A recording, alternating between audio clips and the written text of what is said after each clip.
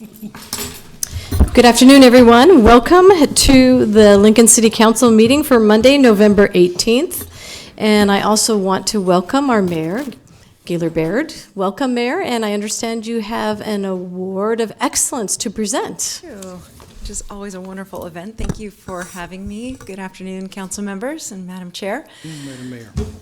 The Mayor's Award of Excellence for October is presented to a team from the Lincoln Transportation and Utilities Department.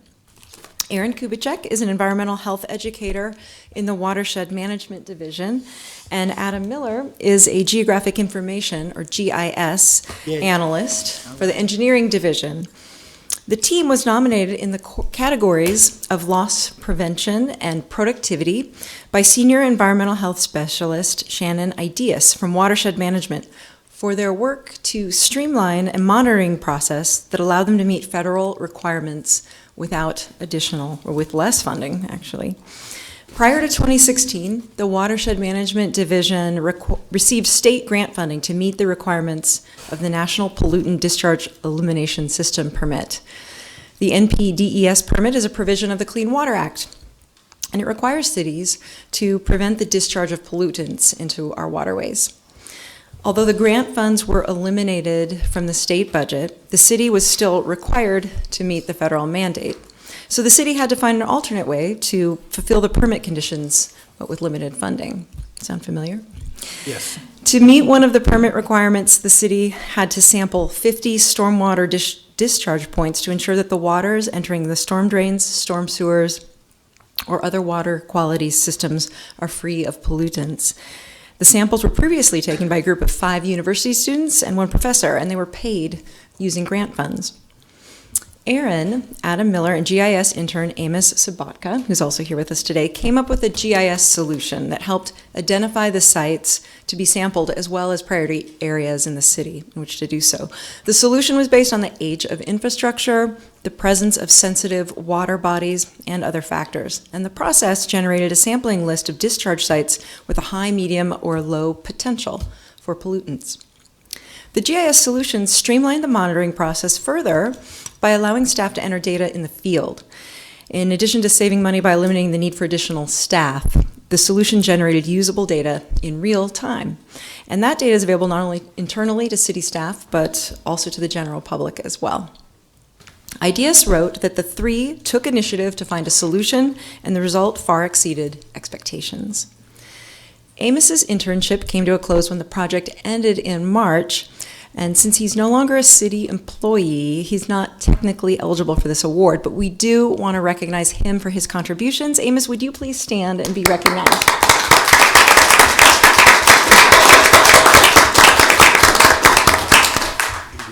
And it's now my pleasure to present Aaron and Adam with the Mayor's Award of Excellence for October. I hope you will please join me in congratulating them for their hard work and their commitment to the city of Lincoln. Come on up.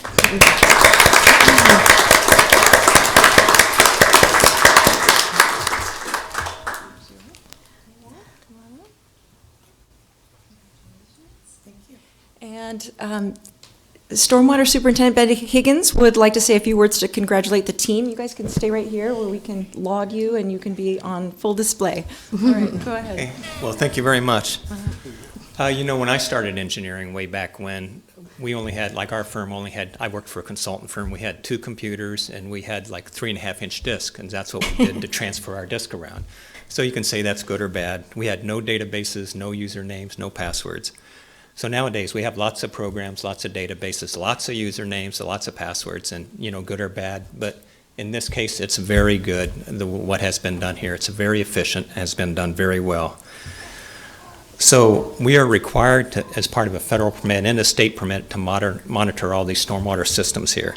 So before it was done with hard copies, you know, once we got it from the state, or once we didn't get the funding from the state anymore, so they're out there with hard copies, you know, of the aerial maps, of the storm drain maps, of what they've done in the past, and so they're juggling all this paperwork, and then they're entering data into notebooks, and they're going back in the system. So what they've done is they got together with Aaron did and the other watershed management staff and Shannon. They said, we've got to have a better way. And so they worked through it. They came up with dead ends. They had easy things that turned out to be hard. They had hard things that turned out to be easy. But in the long run, they came up with this new program, new system that worked really well and was very efficient for doing all this monitoring. So with Aaron Kubicek, Amos Sabatka, and Adam Miller, they all collaborated together. They're from different fields, and they came up with all this new program. And it's all done on a tablet, and it's all done with one entry. So it's just pretty amazing if you ask me. So to the recipients of this award, I really do appreciate it, and all the rest of watershed management staff as well as city staff. I think it was a job well done. Thank you very much. Yeah.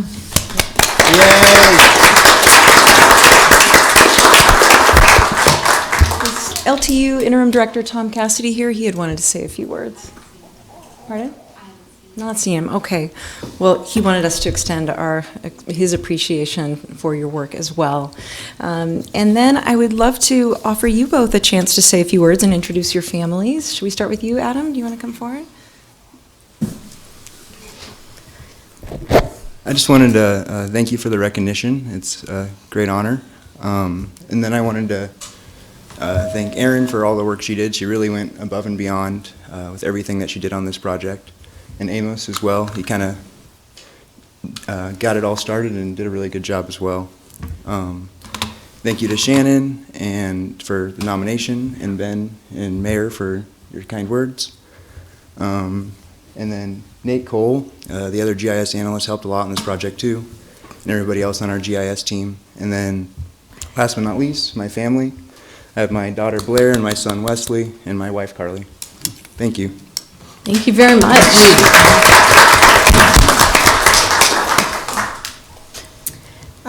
I just wanted to, I guess, thank everybody for this award. I do want to thank Adam and Amos, because I kind of had this idea and I brought it to them and was like, can you make this happen, kind of thing. So they were actually pretty patient with me too, considering I was being a bit demanding about getting all this done. But they were great through the whole thing and took it beyond, what I was even expecting. So I think it turned out pretty good. And then I guess I want to thank Shannon, actually, not only for the nomination, but she also, it kind of started with her a little bit, because, we were looking over how could we make this better. And so Shannon and I did sit down and we were talking, trying to figure out, what can we do to, make this better? What can we do? And we kind of worked through it, and then I just kind of took it and went with it after that.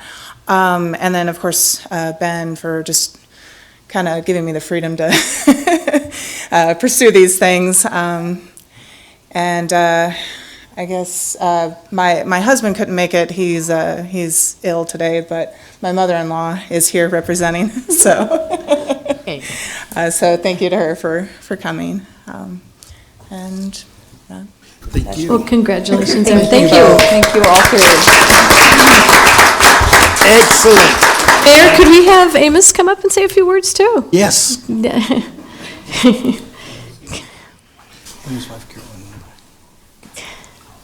Well, I want to first off thank the city for allowing me the opportunity to be an intern for Public Works. At the time, it was Public Works.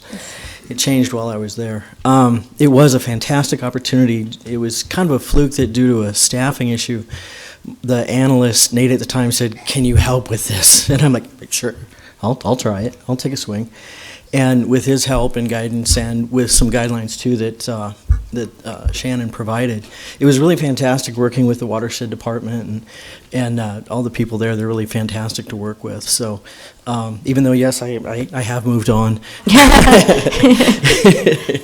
it's always a great pleasure to be with him. And so thank you, Shannon, for including me in this honor. And it is an honor. Thank you. Family? Any family?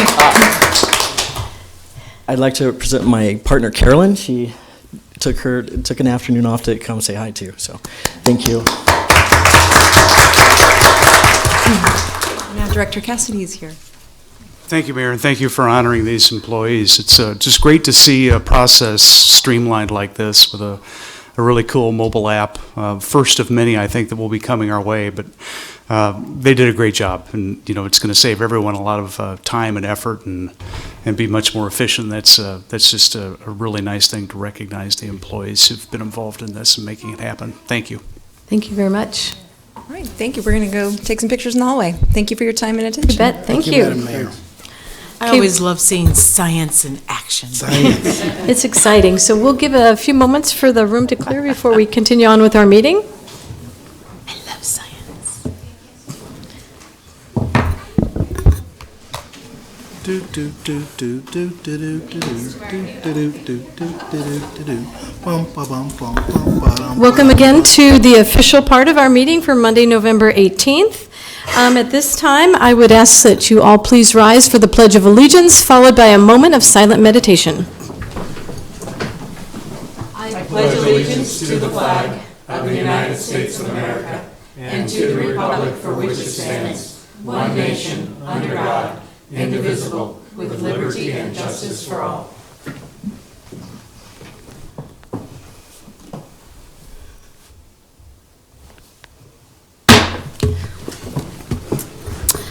In accordance with LB 898, a copy of the Open Meetings Act is posted at the back of the chamber. The order of the business of the City Council is as follows. The clerk will call the items listed on the agenda under public hearing. Anyone wishing to speak on an item should come forward after the clerk reads that item.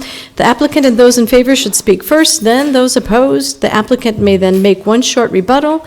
Each speaker should begin by stating name, address, and whether you are speaking in favor of or in opposition to the item. Testimony is limited to 5 minutes per speaker. After all public hearings, the council will vote on resolutions and items listed under third reading on the second and last meeting of the month immediately prior to adjournment. Anyone may speak on any issue not on the agenda for that date nor planned for a future agenda. And it is an open meeting, open mic night tonight. Will the clerk please read the first item? Yes, just a reminder to the public, due to the Thanksgiving Day holiday, City Council will not meet on Monday, December 2nd. We ask those of the general public coming forward to testify to please clearly state your name, spell your name, give your address, and sign in on the sign-in sheet lying on the podium. Testifiers may use either microphone, and there is a sign-in sheet by each microphone. We ask those individuals from city staff who are testifying to please state your name, title, and the department you work for.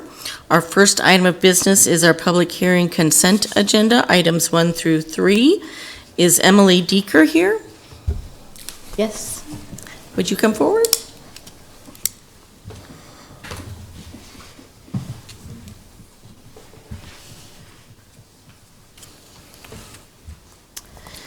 Hello.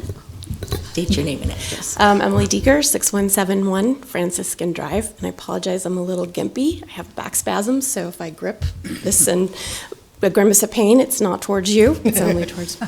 Well, thank you, Emily, for coming down, and I understand that you are going to be on the StarTran Advisory Board. Correct. So, welcome. Thank you for your willingness to serve, and tell us a little bit about your interest of being on the StarTran Advisory Board. Sure. Well, maybe perhaps a little bit of my background might help as well. My name is Emily Deeker. I am actually a licensed landscape architect. I work for the University of Nebraska in Lincoln's campus. I've also been serving as the interim campus planner for about the last 18 months and will be most likely taking on that role permanent soon. It's my understanding that I am taking over the spot that is vacated by Kim Phelps, who has been a long a board member for StarTran representing the university. And so in one capacity, I would be representing the university, the transportation that the university needs for our students, and we are a major part of StarTran's business. But also as an urban planner and a landscape architect, have an interest in mobility and how do we plan a successful transportation plan around various ways of mobility, bus, bike, pedestrian. So I have a personal interest in that from my own background. That's the kind of the short of it, but if you have any questions for me, I'd be more than happy to answer. Are there any questions for Ms. Deeker? No, thank you so much. We're thrilled that you're willing to serve. So thank you very much for coming down, and I hope your back improves. I do too, so thank you. Thank you. All right, is there anyone else that would like to testify on any of the consent items that Teresa has called? Seeing none, let's go on. If not, we can vote on some items. Items 1A through C were introduced by Christensen. So moved. Second. Introduced by Christensen, seconded by Ward. Any discussion? Please call the roll. McGinnis. Yes. Raybold. Yes. Schob. Yes. Ward. Yes. Washington. Yes. Bowers. Yes. Christensen. Yes. Motion carried, 7-0. Items 1D through H and 2A through C were introduced by McGinnis. So moved. Second. Introduced by McGinnis, seconded by Schob. Any discussion? Please call the roll. McGinnis. Yes. Raybold. Yes. Schob. Yes. Ward. Yes. Washington. Yes. Bowers. Yes. Christensen. Yes. Motion carried, 7-0. Next then are public hearing liquor resolutions. Those giving testimony are asked to come forward and raise their right hand for the clerk to administer the oath. After the oath, witnesses shall state their names and addresses. I'll call items 4A and B together. They're the application of Pepper Jack's Development, LLC, doing business as Good Evans for a Class I liquor license at 6891 A Street, Suite 102, and the related manager application of Travis Evans. Would you raise your right hand? Do you solemnly swear or affirm the testimony you're about to give is the truth as you verily believe it to be? I do. Thank you. Just state your name and address. Travis Evans, 3519 L Avenue in Kearney, Nebraska. Good Evans is a new restaurant here in Lincoln. We opened it up a couple weeks ago. We are seeking a liquor license to serve alcohol at the breakfast and lunch restaurant. Great. So you just opened up recently? Yes. Okay. And tell us a little bit about the restaurant. It's fair and... It's a breakfast lunch place open from 6 a.m. to 2:30 p.m. Obviously, we're going to serve those breakfast lunch items, and along with that, we'd like to serve some alcohol. So like mimosas? Mimosas, Bloody Marys, and that sort. So very, very limited on the alcohol side. We'll have a few beers as well, locals, but that's it. Terrific. Are there any other questions? So this is the same location? Where's my question? Keep going. Was it the same ownership? It is the same ownership. The Egg and I, we took over the Egg and I location at the Clock Tower Plaza, 70th and A Street. Brett Weiss, who owns the Pepper Jacks, also owns this. My wife and I are the culinary directors and executive chefs of the company. Terrific. Any other great questions? Well, thank you very much. Thank you. Is there anyone else that would like to testify on this item? Okay, let's go on. All right, we'll call items 4C and D together. They're the application of BW&R South Lincoln LLC, doing business as Buffalo Wings and Rings, for a Class C liquor license at 3845 Village Lane, as well as the related manager application of Michael Barton. Hello. Hi. Welcome. Raise your right hand. Do you solemnly swear or affirm the testimony you're about to give is the truth as you verily believe it to be? I do. Thanks, Michael. Just state your name and address. Michael Barton and 4427 Ridgeview Drive. Great. Welcome. Thank you for coming down. Tell us a little bit about your application for this license and the establishment. Yep. So we are closing our downtown Wings and Rings on November 29th, the day of the last home football game, and we'll be moving to 40th and Old Cheney inside of Williamsburg in a new constructed building that Hampton is building and leasing back to us. Terrific. So have you been with Buffalo Wings and Rings? Yeah, so I'm one of the owners, actually. So I've been with us since we were, back in 2012 when we started all the planning for the rail yard location. And so I've been involved since we've been open in 2013.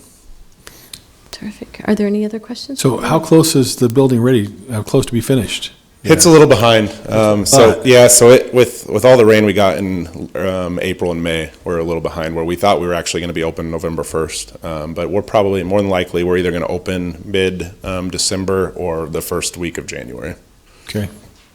Looking forward to it. Yeah. Me too. I'm excited to be there. It's closer to my house and just that we're excited to serve that side of the southern part of Lincoln. Great. Thank you very much. Personal. It's right around the corner from my office. Sounds like it's a We knew there was a motive here. personal Okay. Thank you very much. Is there anyone else who would like to testify on this item? Okay, I believe we can vote. Well, I move approval of these items 4A through D. Second. Introduced by Christensen, seconded by Washington. Any discussion? Please call the roll. McGinnis, Yes. Raybold, Yes. Schob, Yes. Ward, Yes. Washington, Yes. Bowers, Yes. Christensen. Yes. Motion carried, 7-0. Next then are public hearing resolutions. Item 5A is accepting a report of new and pending claims against the city for October 16 through October 31st, 2019. Is there anyone that would like to testify on this item?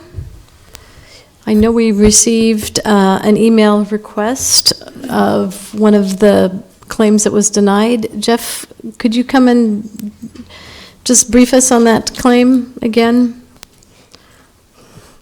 Jeff Kirkpatrick, City Attorney. I think the only claim that is denied on the resolution before you is Lisa London's. Yeah. And that is a claim, like a lot of others, that comes before the council on a regular basis. In this case, the city went in to install a new water meter. We're doing a lot of those right now because we're installing the water meters that you don't need to read by hand. You can just drive down the street and read the water meters. And as happens on a regular basis, went in, installed the water meter, the pipe, which was very old, the water pipe that belonged to the homeowner, then started leaking because it was in bad shape. And so her claim is that she should be compensated for the situation of her water line starting to leak.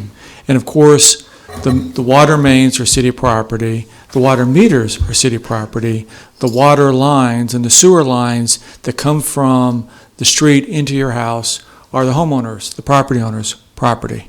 And so this would be somewhat similar to if you go in because your car muffler is in bad shape and you recognize that you've got to get that repaired, you go into the mechanic shop, they put on a new muffler, and in the course of doing that, the tailpipe falls apart because it's also rusty.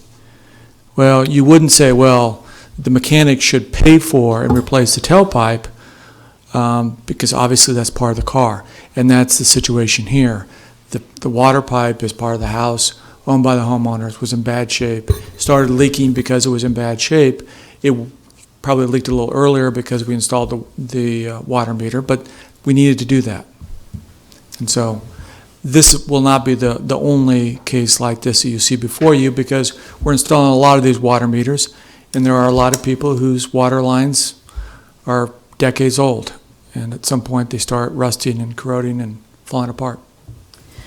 So when you go into a resident's home, are they given an advisory because their meter is old and it needs to be replaced, but are they giving a warning perhaps that this has happened in the past, that because you may have very old pipes and we anticipate some failure may occur? Are they given advance notice of something like that? This isn't something where they call up and say, please, can you install a new water meter? This is something that we're installing all over the city because it saves us a lot of manpower because we can drive down the street and read water meters rather than having somebody get out of the car and go up and manually read the water meter. So we're doing this to everyone. So your choice as a homeowner would be to say, I don't want city water anymore. Because I don't want somebody coming into my house and installing a water meter, and we can shut the water off. But if you want city water, then you have to have this water meter installed. That's kind of the situation we're in. No, I get that, but do people say, hey, this may happen to your pipes as well, you should be on guard, to take action? The pipes are your responsibility from where you connect into the city. Oftentimes, sometimes, rare occasion, this happens, so we just want to make sure that you're aware that your responsibility is those old pipes. Well, certainly if we have someone that goes in to install the meter and they're looking at the pipes and they're noticing either they're leaking now or they're obviously very badly corroded, I think that the person installing the water meter would mention that to the homeowner. Okay, thank you. Benny? Yeah, thank you, Madam Chair. Mr. Kirkpatrick, let's stick with that for just a second. So the city goes in and puts in a meter, and it's a corroded pipe. Do they repair the pipe and then build the homeowner? Or if the pipe breaks at the line, do we stop and call a plumber? What happens? Yeah, if we were to go in and look at the pipe and say, oh, that's in such bad shape, We're not it's gonna obviously going to connect fall apart, we would have them call a plumber first and make the repair first.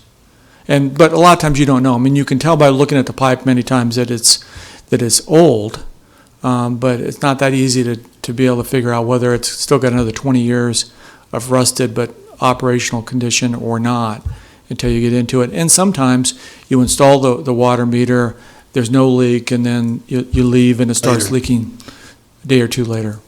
Yeah. Okay, thank you. Thank you. Any other questions? All right, thank you very much. Okay, let's go on to 5B. Oh, is there anyone else? I'm sorry, apologize. Is there anyone else that would like to testify on this item? Hi, my name is Robert Way, 801 Elevado Avenue, Lincoln, Nebraska, 68504. I just wanted to comment that I think the chairwoman was on the right track on maybe, because what the city attorney just said, this looks like this is going to be something that's going to affect a lot of people's homes, and maybe instead of a case-by-case hodgepodge, if we just had a form that they saw, maybe even initialed, then they'd be better informed, because I own a home and I never even thought about this before, and I like to think I'm somewhat conscientious. So I think the chairwoman was moving towards a solution with her suggestion. Thank you very much. Is there anyone else who would like to testify on this item? Okay, thank you. Let's go on. All right, 5B is waiver 19004, application of Islamic Foundation of Lincoln to waive the paving requirements for a parking lot on property generally located at 129 West Belmont Avenue. Good afternoon, Rick Annan with ENA Consulting, 7130 South 29th Street here in Lincoln, appearing on behalf of Islamic Foundation of Lincoln. The foundation is building a new mosque up on First and Belmont. They completed the shell of the building last year. Next year, they're looking to do the interior finish in the parking lot. And as with most most religious institutions, they're not flush with cash, so they're looking to delay completion of their parking lot. The plan would call initially for paving 16 stalls, and ultimately would be 110 stalls. With the conditions from planning, they ask that be completed within 4 years, and the applicant is okay with that condition. So I'll take any questions. Terrific. Any questions for Mr. Honan? All right, thank you very much. Is there anyone else that would like to testify on this item? Okay, let's go on. Madam Chair, I would like to hear from someone who's planning to talk about this. Okay. Mr. Carey, would you Mr. yield Carey. for a question?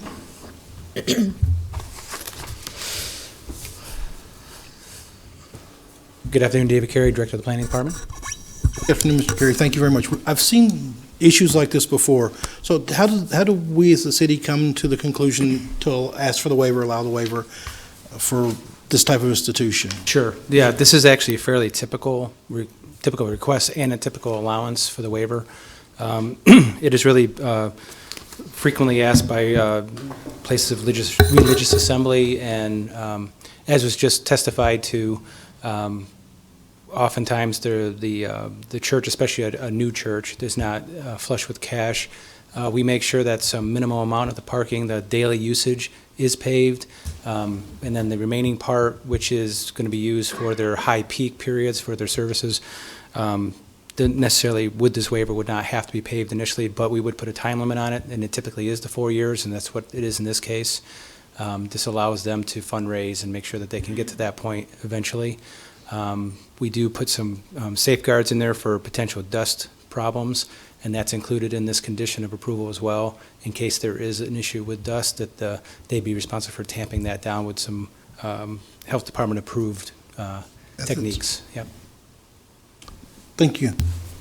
So as I recall, we've done maybe 3 or 4 of these kind of things in the last 5 years or so. Is that correct? Yeah, I wouldn't have the exact number, but that sounds about right. It's about at least 1 a year, I'd say. Mm-hmm. Okay. Yep. Any other questions? Thank you very much. Thank you. All right. Anyone else like to testify? Okay, let's go on to the next item. All right, next is item 5C, appeal of Pam Dingman of Planning Commission's approval of special permit 19038 to allow for the development of a community unit plan with waivers to sidewalks, street trees, street lights, and block length on property generally located at 110th Street and Saltillo Road.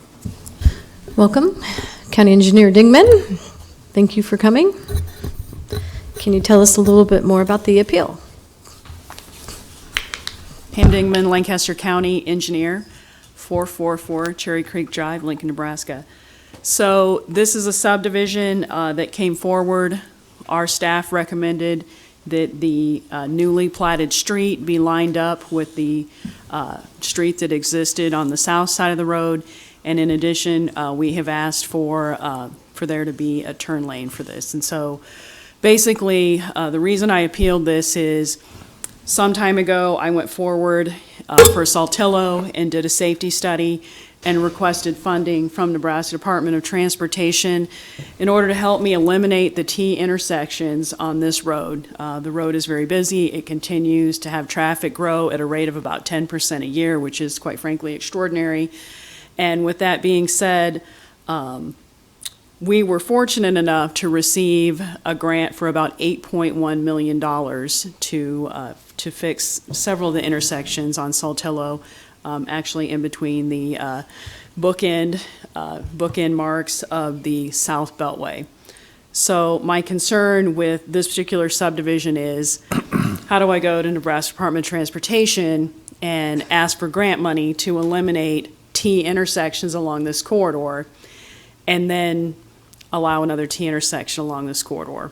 And so many of our county roads have dramatic safety concerns with them, quite frankly, being years behind on improvements that should be done on them.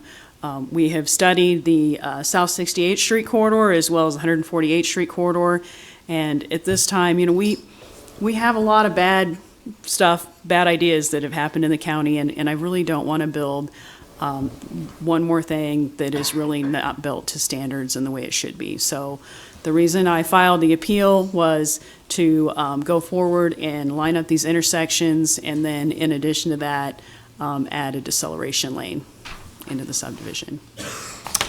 Are there any questions? I have a question. So are they going to be closing the intersection at 110th and having it all go through 112th? Or are they going to keep both 110th and 112th open? So what I would like to do with this subdivision is line up the newly platted street with the street on the south. And so that, I believe, and I guess I didn't bring a map with me today, but I believe that lines up 112th Street? 110th Street. Hey, I had a 50% chance, Richard. 112th Street. So that is, again, what I'm asking to happen today. And which of the streets currently, isn't there one of those streets will be a feeder into the proposed? On the north side of the road is where the subdivision is, and that would be the road that would be the feeder road into the subdivision. Into the Beltway? No. No, different things, Councilwoman Raybold. So these are connections to Saltillo. The Beltway is a completely different animal. Okay. Saltillo. Okay. So, well, no, I think I'll wait until after we hear from the Okay, is there any other questions? No? I was watching her get the applicant and the applicant and the appellant. Applicant and appellant, yeah. Yes, so you will have a chance for a rebuttal. Okay, thank you. Is there anyone else who would like to testify in support of the appeal? Okay, Mr. Houston.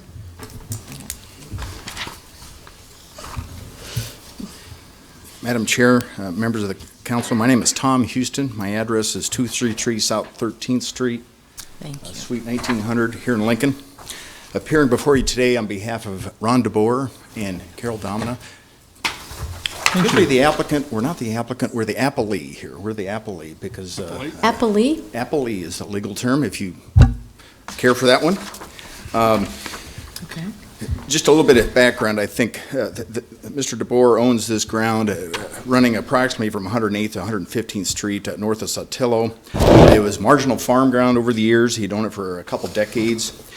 Last spring of 2019, the Nebraska Department of Transportation came to him and indicated that a portion of his farm was going to have to be acquired for the South Beltway, which included not only the corridor for the Beltway itself in the northwest corner, but also this corner up here. So a total of 30 acres was being taken from Mr. DeBoer, and that process is in play right now. It hasn't been completed, but it is in process with the Department of Transportation. What that did is it triggered Mr. DeBoer's intent to move forward with the development. He had been thinking about developing this property, and really had two options. One is the one that actually was filed, was a cluster development for 10 lots. We also had considered an AGR possibility for a 3-acre minimum lot size, but one of the complicating factors of the AGR strategy would have been this corridor, which is the pipeline planning area imposed by the city of Lincoln, that would eliminate about 17 to 18 acres out of the development realm. So the application that was filed was for the 10 lots on approximately 16 acres out of the total of 130. On September 18th, the Planning Commission approved the subdivision with two amendments, and the two amendments were to relocate the entrance road from 110th Street to 112th Street and require the relocation of that road to 110th Street at such time as the urban reserve parcel, which is about 84 acres, when it would develop at some time in the future, at which time turn lanes would also be installed. We were supposed to be in front of you back on October 28th. We deferred that public hearing so we could have a chance to speak more with staff and the county engineer. And Mr. DeBoer came up with a compromise to go ahead and proceed with the installation of deceleration lanes at 112th Street as a part of the compromise that was offered. So the only difference that's in front of you is where should the entrance road go? We think, and the position of my client still remains, that the entrance road should go at 112th Street for several reasons. Number one, this property is located, if you can see my little red dot, it's approximately 112th Street down on Sotelo Road. There's two things out of this map. This is the growth tier map, map 1.3 out of the comprehensive plan. It shows two things that I think is important. Number one, there's a black and white dotted line around, which is the future service limit. This site is over a mile from that future service limit. And that service limit really dictates or reflects where property is going to be sewerable in the foreseeable future. The other thing that this map shows is that the reddish or pink areas is the Tier 1 growth area that's near term for growth. The lighter green area is Tier 2, and the darker green area, excuse me, I have that reversed. Light green is Tier 2 and dark green is Tier 3. This site is beyond all of those. So we think it's not needed right now. One of the things we do point out is that this is kind of a relief map showing the location of the road. If the entrance road were to be located on Sotelo Road, it's going to be approximately 940 feet from the peak of the hill to the west. And we think it's safer down at 112th Street. That's approximately 1,455 feet. So we think it's going to be safer at that point. This map, or this photo, just shows the different character of the road. This photo shows looking to the east at 110th Street, which is a 6-foot shoulder with a much shallower ditch. It's a lot different character of Sotelo Road east of 70th Street, and this is at approximately 60th Street looking west. One of the things that I handed out was this map, which is Exhibit 4.23 out of the Environmental Impact Statement. I think it's important. It indicates, the green arrow indicates that the daily traffic count will be reduced by 47% because of the bypass at this stretch, really between 84th and 98th Street. And the blue arrow indicates that crashes will be reduced by 44% due to the south bypass. One of the reasons that my client doesn't really want to build it at 110th Street is that there are rural water district risers located directly north of 110th Street that are very expensive to move. Lastly, and I have a lot of maps, I apologize for that. This is a map of the South Bypass. really exiting Highway 2, crossing the area, and ultimately going all the way over to Highway 77. This is the DeBoer Farm right there. I think that this demonstrates two things. Number one, 110th Street is a gravel street. We don't think that it's going to be heavily used. It shows about 110 trips per day. But also, it's never going to be extended. Never is a long term. It's unlikely to be ever extended fully to the north because of the conflict with the railroad track. So we think it's going to be a very local street that will never be extended all the way to the north. You should have two motions in front of you. The motion to amend number 2 is the one that I prepared. Motion to amend number 2 contains condition 2E, which would require the construction of the road at 112th Street, but require it to be relocated to 110th Street when the area is further developed, the 84-acre urban reserve parcel is developed. And also would require, condition 2F would require turn lanes as deceleration lanes currently that would be constructed in the near term as a part of the project. So that is my request, a motion to amend number 2, and I'm happy to answer any questions that you may have. Any questions for Mr. Houston? I do. Good afternoon. Thank you for coming down here. I want you to say one more time, you're proposing, your client is proposing to connect 112th to 110th, and that would eliminate the T intersection of 110th and Saltillo. Let me clarify. What we're proposing, 110th is reflected on this site plan right now, right here at this location. What we're proposing in the entrance road. There we go. Here we are. What we're proposing is an entrance road not at 110th, but really east of that location, further down the hill, further sight distance, and away from those risers. So that's 112th. This is 112th Street at this location. Okay, so you finished your presentation by saying that you would realign 112th to 110th. I want you to clarify that. In the near term, for these 10 lots, we desire to put the entrance road at 112th. At some point in the future, when this area develops, and according to the future land use map, it shows in excess of 40 years from now, this area would develop. But when this area is developed, when it becomes sewerable, and this area develops, we would relocate it to 110th Street with full turn lanes to the satisfaction of Lincoln Transportation and Utilities. That's what motion number 2 does. And you would close 112th at that time? Correct. And would this be something that ran with the deed, since we're going to think 40 years in advance? Most definitely. I hope your clients are still living and prospering. Yes. My client intends for his grandchildren actually to develop this property at 40 or 50 years from the future. Okay. If and when the sewer line ever gets to that location. Okay. So is 110th going south currently a gravel road? Correct. It's a gravel road. Sotelo Road, east of 120th Street, is a gravel road. We think the south bypass will dramatically affect traffic on, as indicated by that map from the environmental impact statement, will dramatically affect traffic on Sotelo Road because it's been operating as a de facto bypass for the last couple decades. So we think the addition of the turn lanes allows us to address the impact of the development. They're not inexpensive, but in a much more rational fashion. So the question is, if there's accelerated growth, new development of homes that are a result of the South Beltway, could that possibly accelerate the plan for 110th to, or the 112th Street new entrance that you're proposing to be realigned sooner? And is that part of the agreement? That is not part of the motion. That the motion indicate. Well, I take that back. The motion says that the entrance road will be relocated from 112th to 110th Street when the larger parcel develops or a change of zone is approved. So if the city would change the zone to something other than the AG, then you're correct. Then it would require the relocation of that entrance road from 112th back to 110th. So whose financial responsibility is it to make? Developers. The developer, and that is so stated in the? Well, every policy the city has, it's stated. I know that. So realigning doesn't have anything to do with the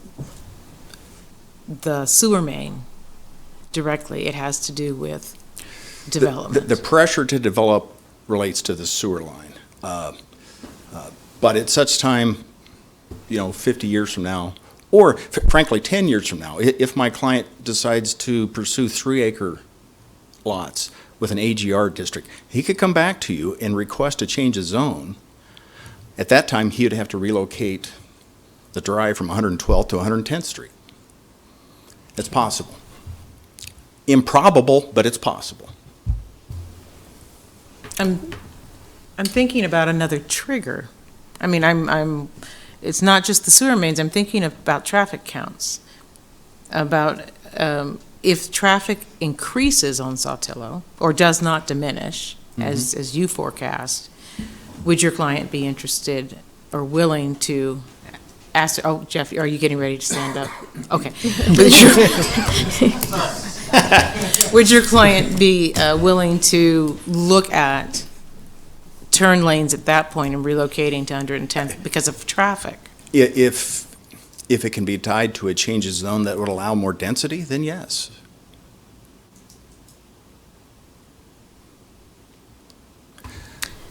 The trip count manual indicates that a single-family home is going to generate approximately 9 trips per day. So that's 90 trips for 10 homes. That's below any threshold you see for any traffic enhancements. That's, what is it, 7 trips per hour?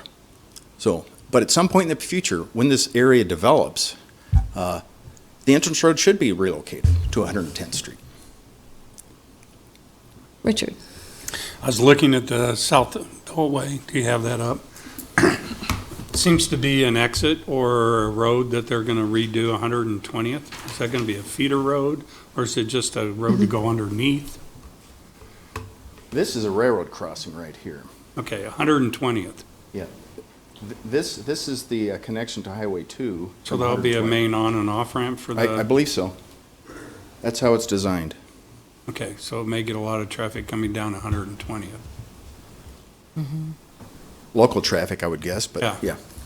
A lot of people will be using Saltillo Road to get on to the bypass, it looks like to me.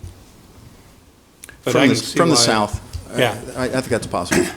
Most of it will be rural or acreage owners or such. Yeah, I think it's see a whole acreage. lot of commercial development down there yet. But a big reason of this whole thing is because of those water risers. And they're very expensive to move, I know. Mm-hmm. And that's probably one reason you designed it to come out at that point. That and the sight distance, yeah, there's several reasons. It's just at the bottom of the hill, and it just seems safer, and it lines up better for where the lots are going to be located. And frankly, that's a factor. We're trying to avoid the double dogleg that this design would require. And it's a cost differential, but that's not the primary driving force here. It's just, this is a better design, in our estimation. So the cost of relocating the water risers, that's going to have to happen once there's increased. Correct. And that does become the cost of the developer. Correct. As would standard length, that's the wrong term, as would turn lanes with deceleration lanes and stacking, et cetera. Because the turn lanes that we're indicating here are really designed for this small little subdivision. Mm-hmm. When this area develops, it's going to need better turn lanes. So that is something that you're committed to doing right from the very beginning, the Correct. Deceleration lanes. Deceleration lanes. And I noticed that there was a discrepancy in the number of feet between what you're proposing and what the county engineer has asked. Yeah. Can you explain that? When we met on November 4th, I thought we kind of all agreed to a 150-foot deceleration lane. That's sufficient for the kind of usage that we're looking at here. I was surprised when I saw the motion to amend number 1 that said 250 feet. So that was not what we talked about when we met on November 4th. That's what I can tell you. What have the traffic engineers suggested? Is there a big, huge difference? I mean, that's 100 feet. And how fast are people going on Sotelo? I think this is rated at 50 miles an hour. But honestly, people are doing much more than 50 miles an hour in Saltillo. Yeah. Yeah.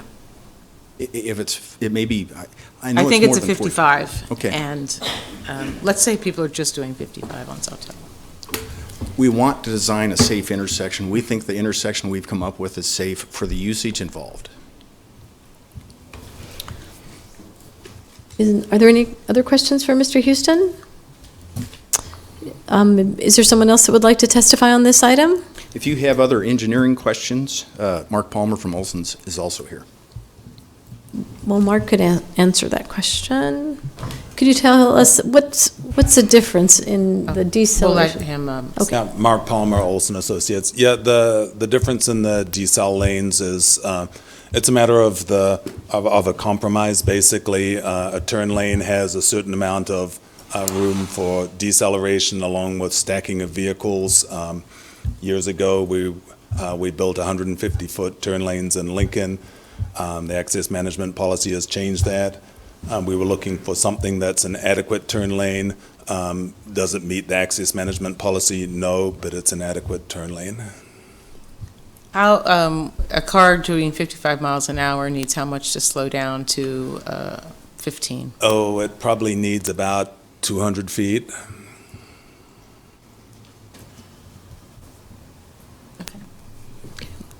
And you're not increasing the length or decreasing the length because you do not need it for stacking, right? Yeah. But it's mostly for the deceleration. Mostly for the deceleration. And I think the speed limit, I believe, is being reduced. And as Tom mentioned, this section of Saltillo is a different section that was recently paved. I mean, recent in the last 5-6 years. But it's a different section than the sections down to the west. Are there any other questions? Okay, thank you. Pam, would you like to address some of the deceleration? I can tell you as a cyclist, people go freaky fast on that road and it's scary. And as you're aware, Councilwoman, we have some issues on this road and it does not have shoulders, so it doesn't really have room for cyclists. I guess there's a number of things in the presentation I would like to address. One is the future growth. And so we did a study for the safety funds that we got from Nebraska Department of Transportation. Our study was done by FHU. FHU's traffic engineer insists that there will be no reduction in traffic on Saltillo once the Beltway is open, and that is because the Beltway will mostly take traffic, truck traffic off of Highway 2 and around the south part of the city. In addition to that, the city has grown south a lot during the years that we've been preparing for the Beltway, and we now have enough localized traffic that we anticipate that we'll still have the localized traffic. It will just be trying to get to the Beltway. As far as the sight distance standards, I will say that Councilman McGinnis, I'm going to have to tell you I was right when I said 110th Street, not 112th Street. So the sight distance, what we go off of engineering is what meets the standards. So the sight distance meets the standards at 110th Street and at 112th Street. Now, at 112th Street, does it have a little bit more sight distance? It does, because you're going down in a hill. But regardless, it still meets the standards to line up the intersections. I would like to remind the council that there was a recent, at 120th and Saltillo, 6-person injury accident at a T intersection when somebody blew through. So, these are obviously things that we want to stop from happening on Saltillo in the future. In addition to that, yes, South 110th Street is a gravel road. It's a gravel section line road. Is it going to go through to the north? Probably not. Obviously, it's not going to be allowed to connect to the South Beltway because the South Beltway is an expressway. However, it will become a major corridor to get people up to Saltillo and over to the Beltway. And then in regards to moving 112th Street, once it meets conditions from its location and connecting it to 110th Street, I'm going to say, my job before I was Lancaster County engineer was to do development. And I indeed have proposed this in my past life. And what becomes interesting is these intersections don't come out. They stay in, or people forget about what was discussed at the time. I think the best solution is to line this up and make it a full four-way intersection from the start, rather than coming in and doing it and then tearing it up and doing it all again at some point in the future. The speed limit on Saltillo at this location is 55 miles an hour. I did reduce the speed limit from the edge of the city's jurisdiction, which is approximately 25th Street. The city's from 14th to 25th Street on Saltillo in the city's jurisdiction, it is 45 miles an hour. From 25th to 70th Street, it is 50 miles an hour. And then we couldn't justify reducing the speed limit lower than 55 with engineering study for the remaining paved corridor. So, and then I will say that we did discuss 150 feet as the deceleration lane as a compromise with Mr. Houston, and it was a 150-foot deceleration lane plus the taper, so it would have reached that 200-foot. But again, it was my wish to do the deceleration lane at 110th Street. Did Mr. Houston's compromise also include a taper? Yes. Yes, okay. Future plans for Sotelo? You're not going to be changing the speed limits to even lowering it even more as? I don't currently have a reason to do an engineering study to lower the speed limit more on Sotelo. What we're trying to get away from is where you're driving through a corridor and the speed limit goes up and down because it creates driver confusion and speed traps. I don't think that really serves us well. As the city continues to grow out, of course, when a street like this is annexed in to the city, your traffic engineers reduce the speed limit to 45 because that's your standard. However, out in the county, our standard is 55 unless we've done a traffic study and can prove that there's a reason to reduce the speed limit. Do you anticipate adding shoulders to some sections of Sotelo Road? So we do anticipate adding shoulders to some sections of Saltillo. I'm not really prepared to speak to this at the time. That project is in the development phases with the Nebraska Department of Transportation. And what we're looking at is a corridor, and this again goes back to those safety funds, is a corridor from approximately 25th and Saltillo to approximately 68th and Saltillo. Are any of your grant funds at risk of being withdrawn that you got from the Nebraska Department of Transportation? God, I hope not. We really need that money to do improvements in this corridor. It was a definite defined corridor. Obviously, this area is outside of that corridor. We do see a lot of traffic on this corridor. A lot of people use this as a cut through to get to the town of Bennett. And so even if you're out on the gravel, it is surprising how much traffic is out there. Okay. Yes, Benny. Hi, thank you, Madam Chair. Ms. Dingman, thank you for coming forward. I have a couple of, I think you got it, one of the questions. You did get a large amount of money to make improvements, to make it safety. Can you talk about some of the improvements that you had planned or would like to see? You alluded that you were still in the design phase. So we are still working on the engineering design of that, and we are still working with the Nebraska Department of Transportation to define what those intersections look like. So I'm not prepared to speak to that at this time. And I appreciate it. The other question I have, and I'm a little confused about, is you're encouraging us to line 110th Street up with the new development. That would make it a four-way intersection. That would be safer than the T? So you talked about somebody blowing through the T. It's been my experience that everyone in Lincoln drives about 40 miles over the speed limit all the time, everywhere. So how would lining these roads up make it safer? So, Councilman, it is standard engineering practice to line up intersections. What happens is once we have T intersections and we start getting the turning movements going on in multiple locations, what we're doing is we're forcing all the traffic to access at one point. So from an engineering and development standpoint, it's considered good practice to line up your intersections. That's why it's in your standards, which I know your engineers are here and can maybe speak to that. But, you know, within the city, it's asked that these intersections and driveways line up on your major roads. Thank you.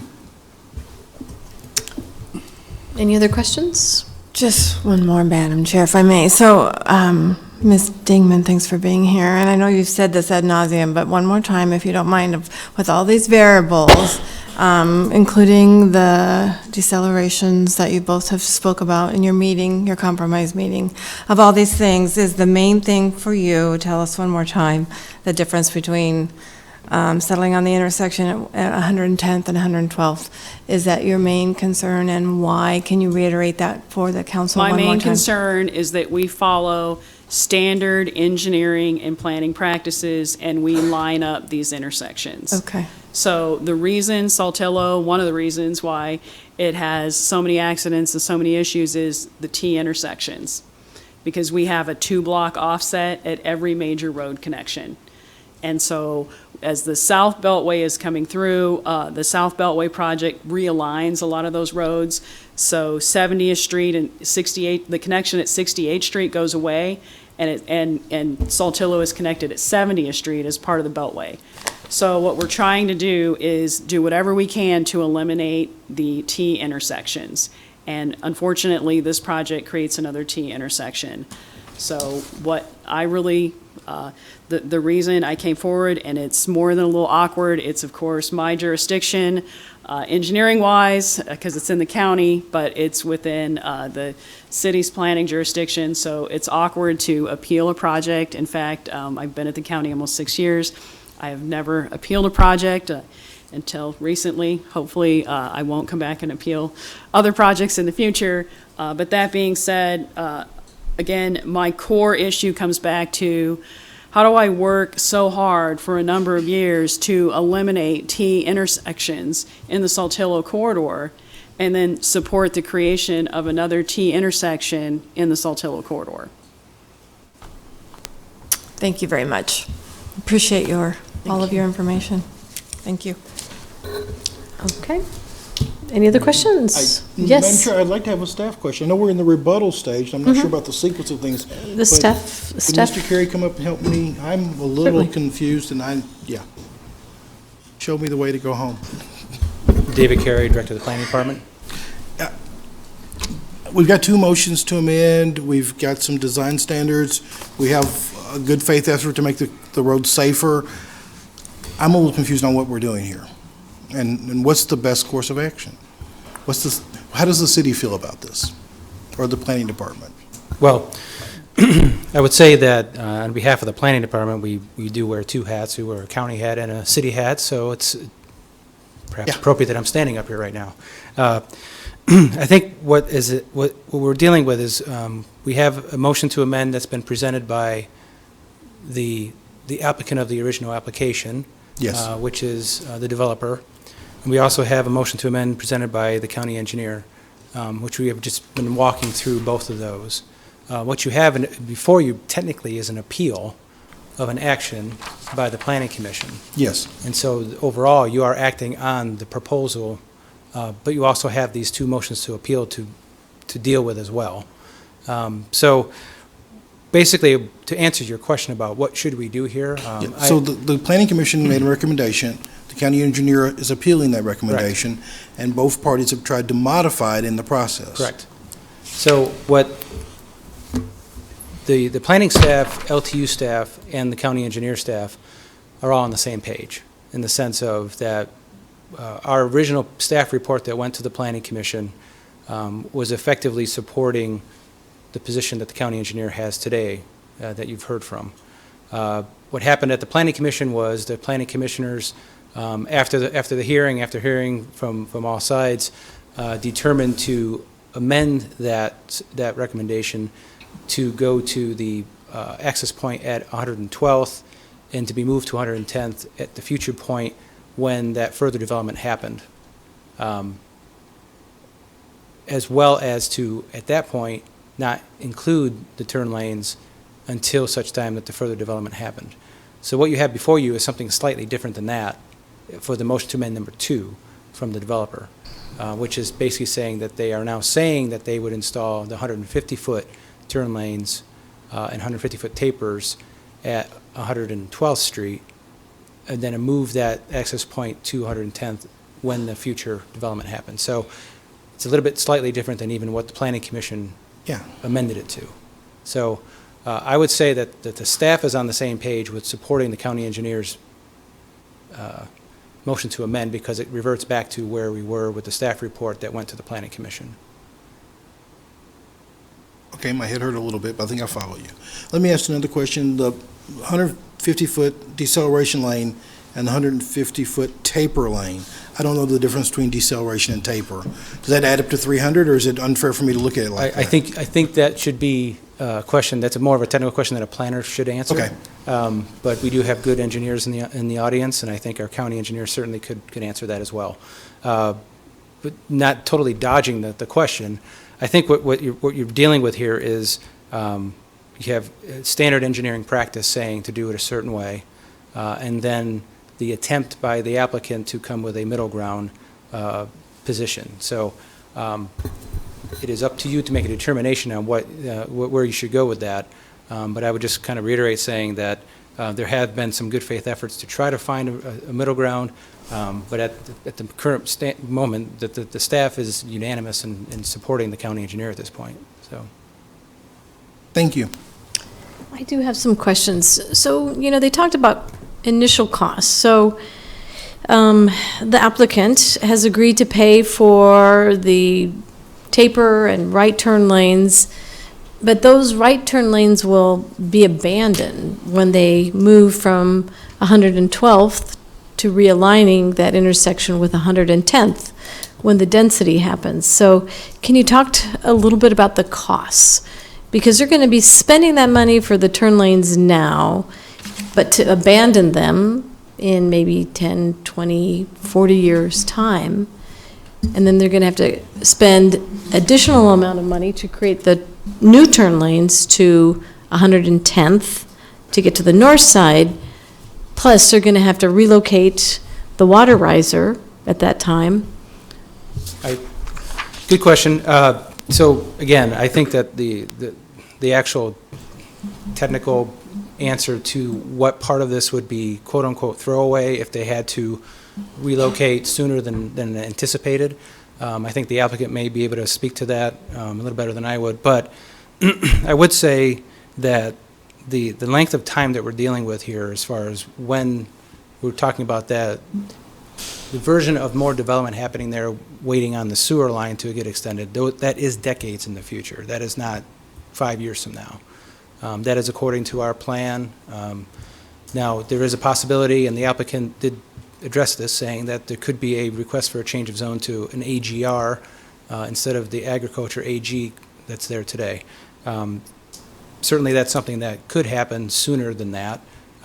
However, my opinion is that those types of costs, if they're going to phase it and they want to do some development now, some of those costs would have to come along with typical development, where you will probably have some of those lost costs, sunk costs, on a more temporary basis. And then as far as the water rises are concerned, if you want to develop land, some of these things have to change and have to move in order to be able to use the land. So some of those are development costs that have to happen, whether it's today or in the future.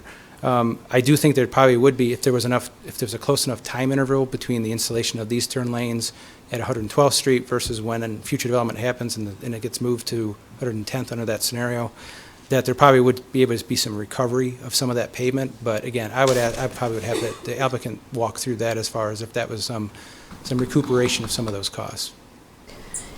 So I thought it was clear on this, but now I'm even more confused. Yeah. So we have before us two motions to amend. Motion to amend number 1 is from the county engineer.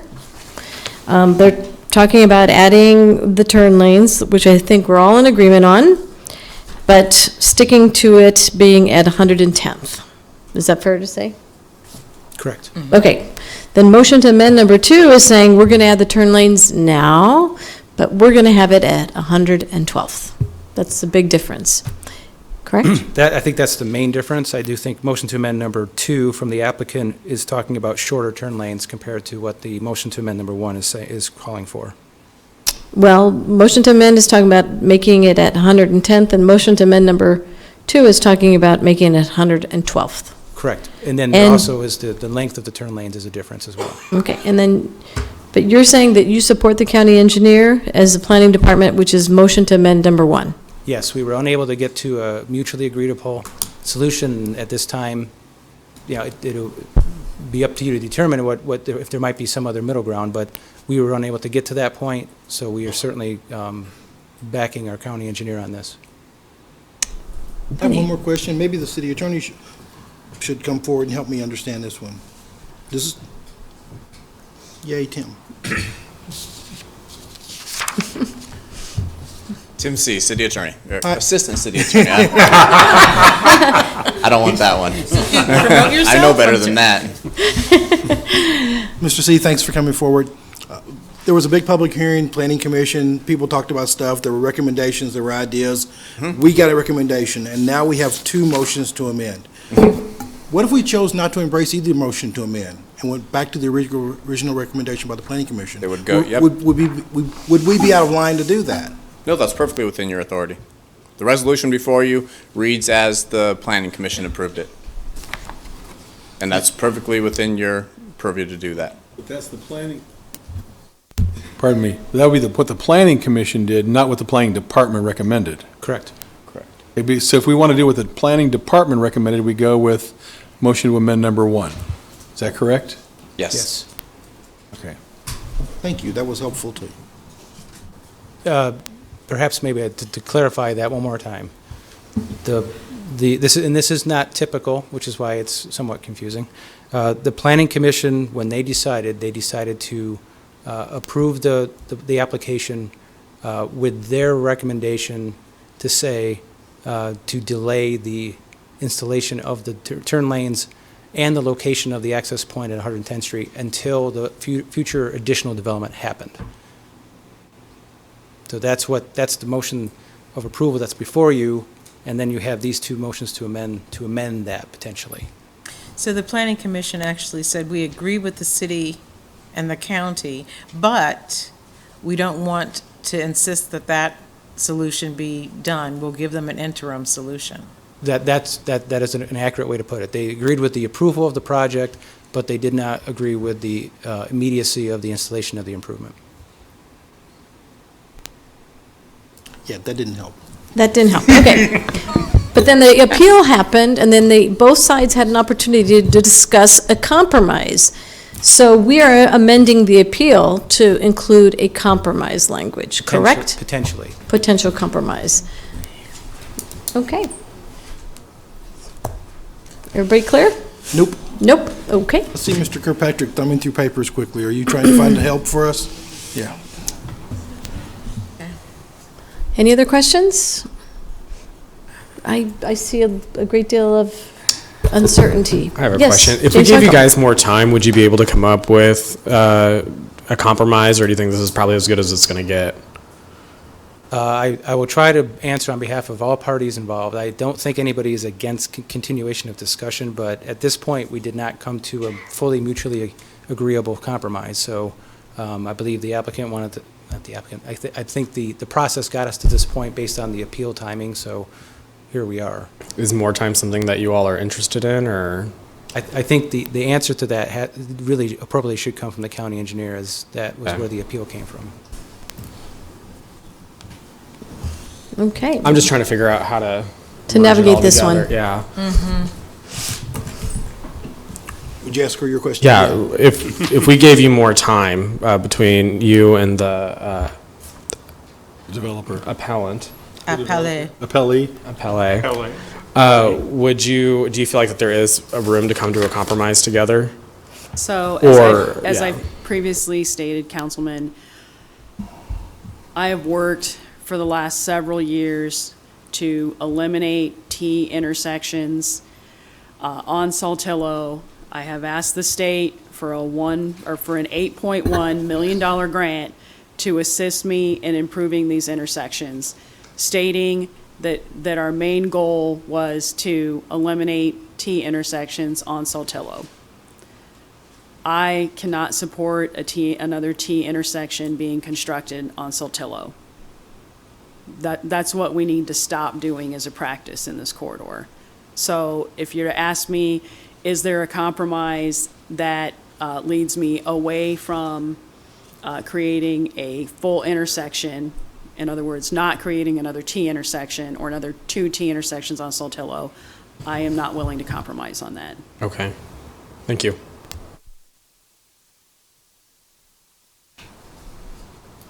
Okay.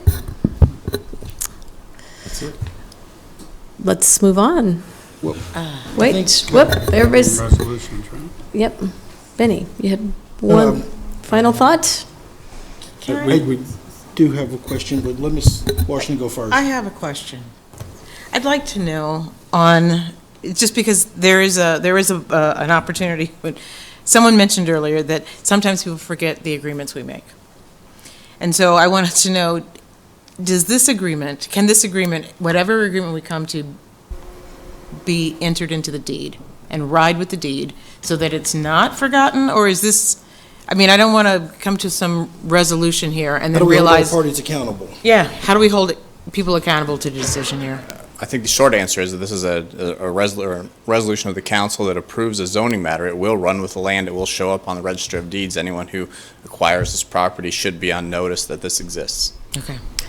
So if it goes from AG to AGR, does that trigger this whole discussion again? Well, there'd have to be a change of zone application come forward, which would come back in front of this council. It would trigger it. And we might be long gone. Okay. But still walking on the earth. Yeah. One fashion, okay. More of a procedural question. Where do we go first, and what do we do, and votes nay and votes yea, and what happens?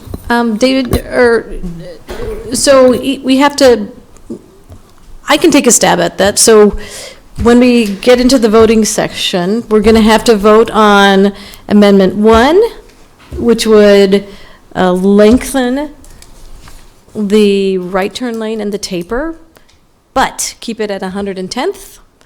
Or Amendment number 2, that would add that taper, not as long, the right turn lane, but move it to 112th.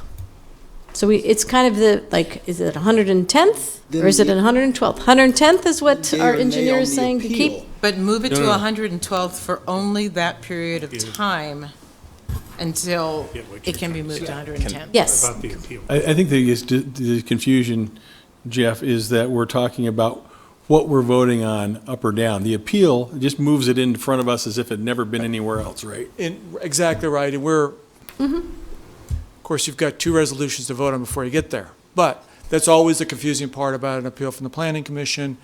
What you should always do is ignore the fact that it's an appeal and just say, this came from us, from the Planning Commission. If we like it, we vote yes. If we don't like it, we vote no. And in this case, you'll have the 2 amendments, neither of which may become before you. It depends on whether someone makes a motion. And you can make a motion for amendment number 2 first if someone on the council chooses to. That's entirely within your power and authority. Okay, terrific, thank you very much. All right, Teresa. Okay, ready? Yep. Item 5A is accepting a report of due and pending claims against the city for October 16th through the 31st, 2019, introduced by Christensen. So moved. Second. Introduced by Christensen, seconded by Ward. Any discussion? Please call the roll. McGinnis, Yes. Raybold, Yes. Schob, Yes. Ward, Yes. Washington, Yes. Bowers, Yes, but can I steal some Christensen. Kleenexes also? Yes. Teresa. yes. Steal some of your Kleenexes. Thank you. Out of order. That's okay. Motion carried 7-0. Item 5B is waiver 19004, application of the Islamic Foundation of Lincoln to waive the paving requirements for a parking lot on property generally located at First and West Belmont, introduced by Christensen. So moved. Second. Introduced by Christensen, seconded by Schob. Any discussion? Please call the roll. McGinnis, Yes. Raybold? Yes. Schob? Yes. Ward? Yes. Washington? Yes. Bowers? Yes. Christensen? Yes. Motion carried, 7-0. And here we go. 5C, appeal of Pam Dingman of Special Permit 19038, introduced by Christensen. So moved. This is just on the special permit. Second. Introduced by Christensen, seconded by James Michael Bowers. Madam Chair, I move motion to amend number 1 as proposed by the county engineer. Is there a second to this motion to amend number 1? I, as the chair, will second it for discussion. Okay. It seems to me it boils down to measure twice and cut once. The motion to amend by the county engineer does that, whereas the other motion to amend cuts twice. And it just doesn't make sense to me to put in place infrastructure that flies in the face of our established engineering policies and standards. So that's what a motion number 1, to amend number 1 does, is it puts it in front of us to validate what the planning department first recommended. That's what this does. Any other comments? Discussion? Please call the roll. McGinnis? No. Raybold? Yes. Schob? Yes. Ward? No. Washington?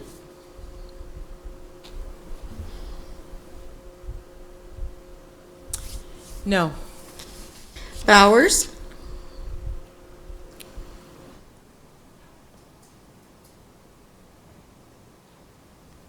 Yes. Christensen? Yes. Motion carried, 4-3. Okay. Point of order, just to Yes. explain this. At this point, moving the motion to amend number 2 is a moot point. Correct. Right. There's no need for it. Okay. Public, you. I'm sorry, you want me to go on? I was going to say thank you. Public hearing ordinances, second reading. We need to vote on the main motion, Yeah, the please. main Oh, yes, you are correct. So sorry. Vote on the main motion. McGinnis? No. Raybold? Yes. Schob? Yes. Ward? No. Washington? Yes. Bowers? Yes. Christensen? Yes. Motion carried, 5-2. Now we can go on. Public hearing ordinances, second reading. Item 6A, amending the pay schedule for the employee group whose classifications are assigned to the pay range prefixed by the letter A by changing the pay range of Class 1142 Utility Service Supervisor from A11 to A13. Please give us something fun and easy. I will do my best. This request comes from the Department of Transportation Utilities to amend and adjust their classification of utility service supervisor.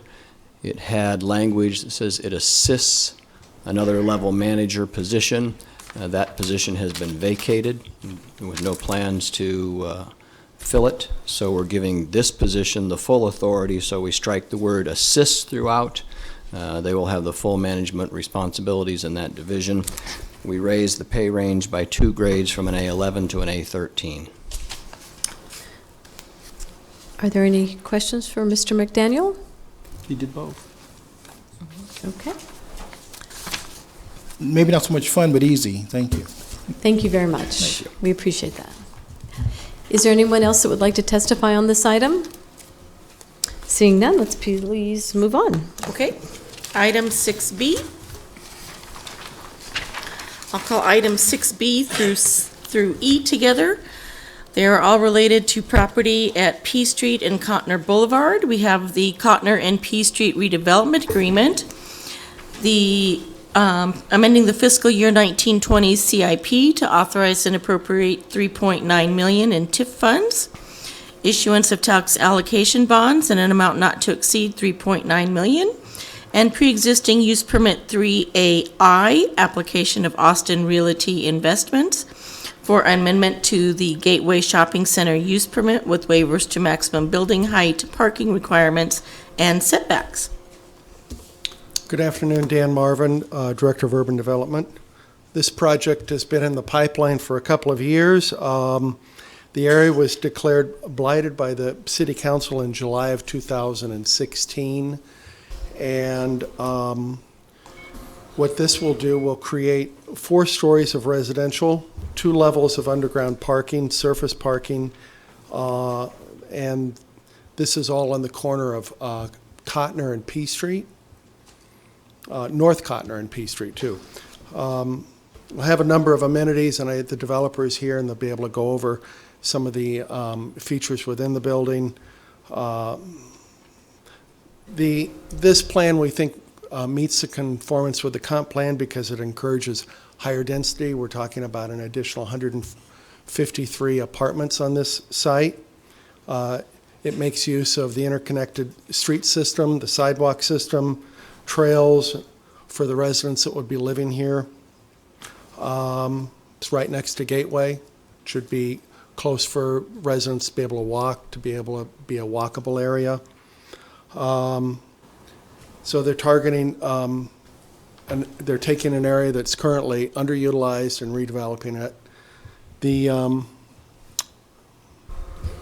This comes up. We have a total investment in this area would be about $28 million, and they're requesting $3.9 million with tax increment financing. Number of slides here we can show you. This would be kind of the view along P Street. Here's an overview.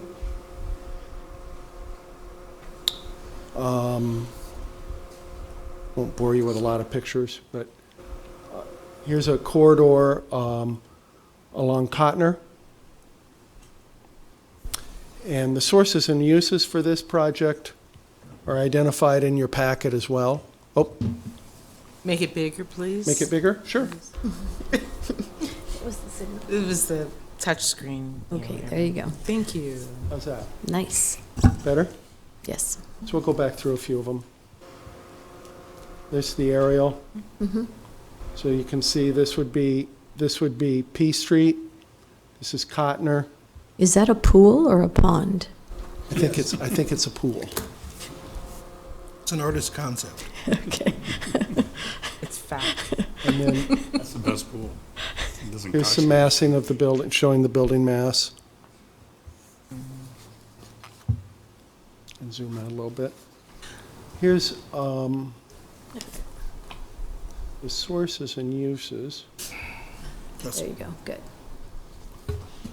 I think the important thing to note on this is the current valuation that we have on the property is $903,000. What this will go to is $20,200,000.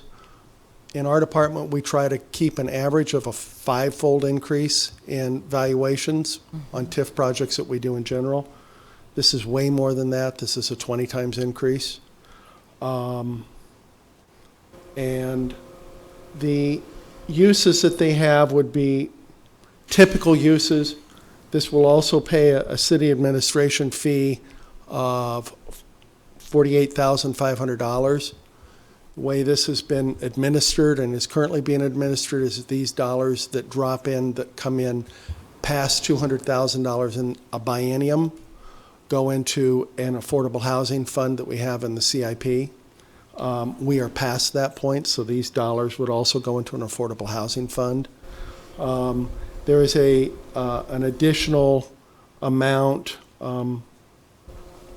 of city improvements. This is a very tight site in the area that we've identified. There are not a lot of off-site improvements, that there would be an additional $20,000 of off-site improvements that we could do on this site too. I know the developer's here, but I'm happy to answer any questions as well. I just had a quick question. I couldn't read it. How much is going to go into the affordable housing fund? About 48,500. Okay. I just couldn't read it. No, that's fine. Thanks. Any other questions? Any other questions for Mr. Marvin or the developer? I think he'll come up. Okay. He's right Yes, here. please, tell us more about the project. Hi. Welcome. My name is Brett West. I'm representing West Development on behalf of CIP, who's the owner and developer. My address 3042 Sheridan Boulevard, Lincoln, Nebraska. So, yep, just like Dan discussed, this is a project they've been working on for a number of years, a very market rate project. There will be, the amenities will include a swimming pool out front. That's not just an artist rendering. Okay, good. Nice landscaped area. Probably one of the pictures that I'd like to show is this picture right here, which we spent a number of, if you can show that.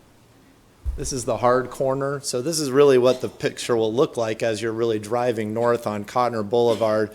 We've done some enhancements out in front, some signage, and actually an outdoor seating area there and landscaping all along that corridor. So this is intended to be a high-end project. It will have on this front area, it will have a clubhouse area for all the residents, fitness, yoga room. On the top floor, you can barely see it up in this, a sky lounge, as we're calling it, where people can rent out that for all the people that live in the apartment complex. And so we're very proud of the project. Been working quite a bit with a local architect, Studio 951, and working on long-term materials here, bringing in exterior stone and brick and hardy. And in these units, we've really spent a lot of time and money analyzing how much glass we can get into each of those units. So much larger than you would typically see.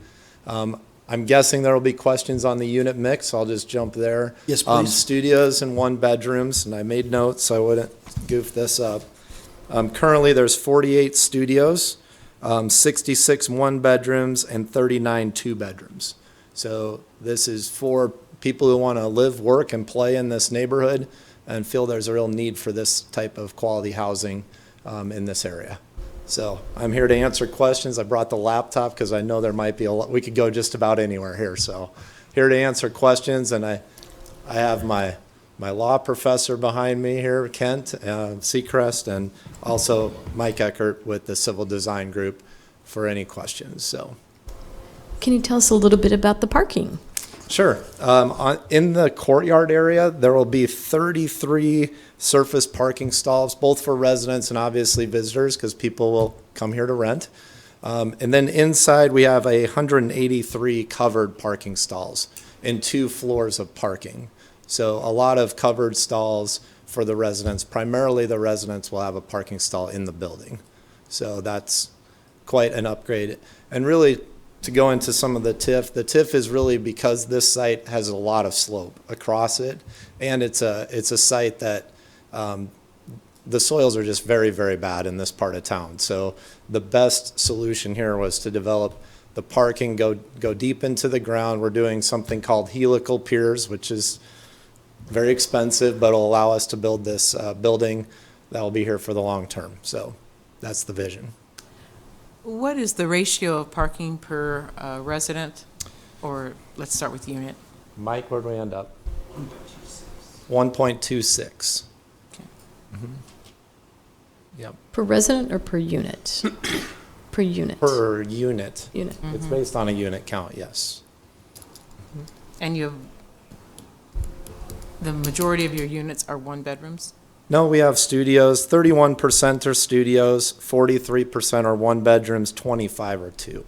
And we're capped in the number of 2-bedrooms per the agreement, so that's our plan. Yeah. So you have a lot of 1-bedrooms with 1 car. We're also doing electric car charging stations. We have a lot of motorcycle and bike parking within the structure, because we've seen as things move on, a lot more people are using alternative transportation. We're planning to, as it changes a little bit, zip cars are becoming very prevalent. We would see something like that in this. So we had a more complex change in zoning request, and we simplified it down to this. But just so you understand where the developer is going, and this is a long-term hold for this family who owns a lot of apartments in town.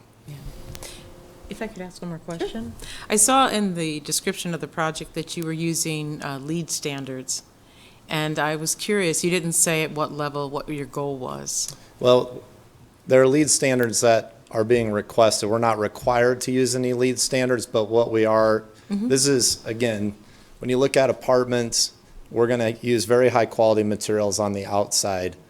So high insulation. We're using a lot of glass for a lot of daylight, much different than most typical studios actually in the market, especially in the Lincoln market. So those are really where we're spending the extra dollars, is lots of daylight and then high performance exterior. Okay. Yeah, I know that they're not required. I was just curious what your personal goal was, because it's great to use LEED standards, but I wanted to know, was it silver? We haven't gone through a checklist. Okay. So, we haven't done that. All right. Yes, Richard. Couple things. Where's the entrance for the parking garage? Is it off There's of two P or- There's two entrances to the parking garage. And I can pull up a.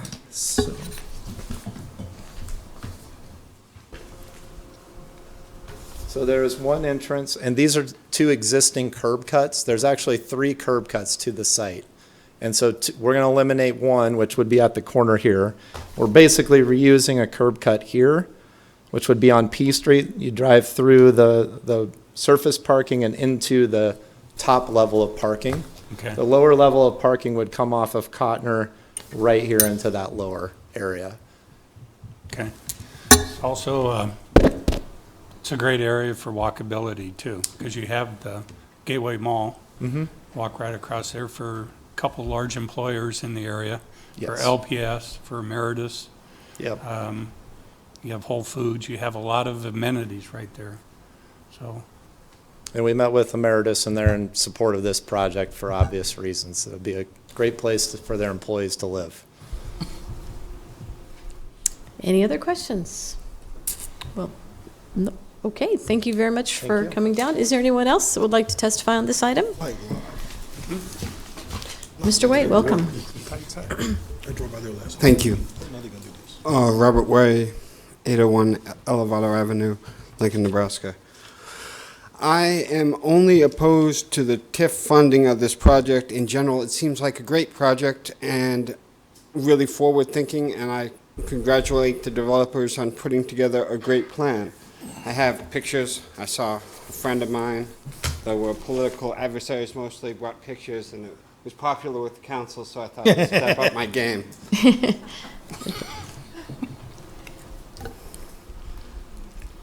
This is the site as it appeared in 2019 at some point, according to Google. This is the site as it appears this morning.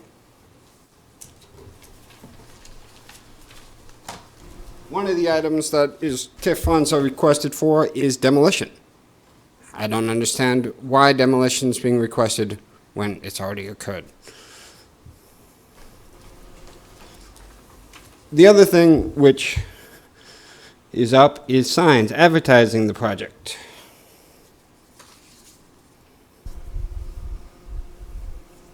After seeing the renderings, I agree it will have amazing views, and it will have luxury finishes. It does meet urban living, and it is nice as a project that it's using infill.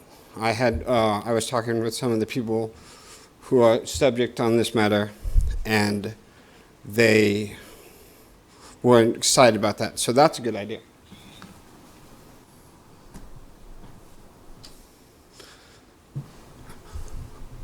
Facade in TIF is used to meet the standards of the neighborhood. But this will be one side of the building, and this will be the other. There's not a uniform standard of the neighborhood that they have to maintain. And that's one of the reasons TIF is supposed to be used for facades.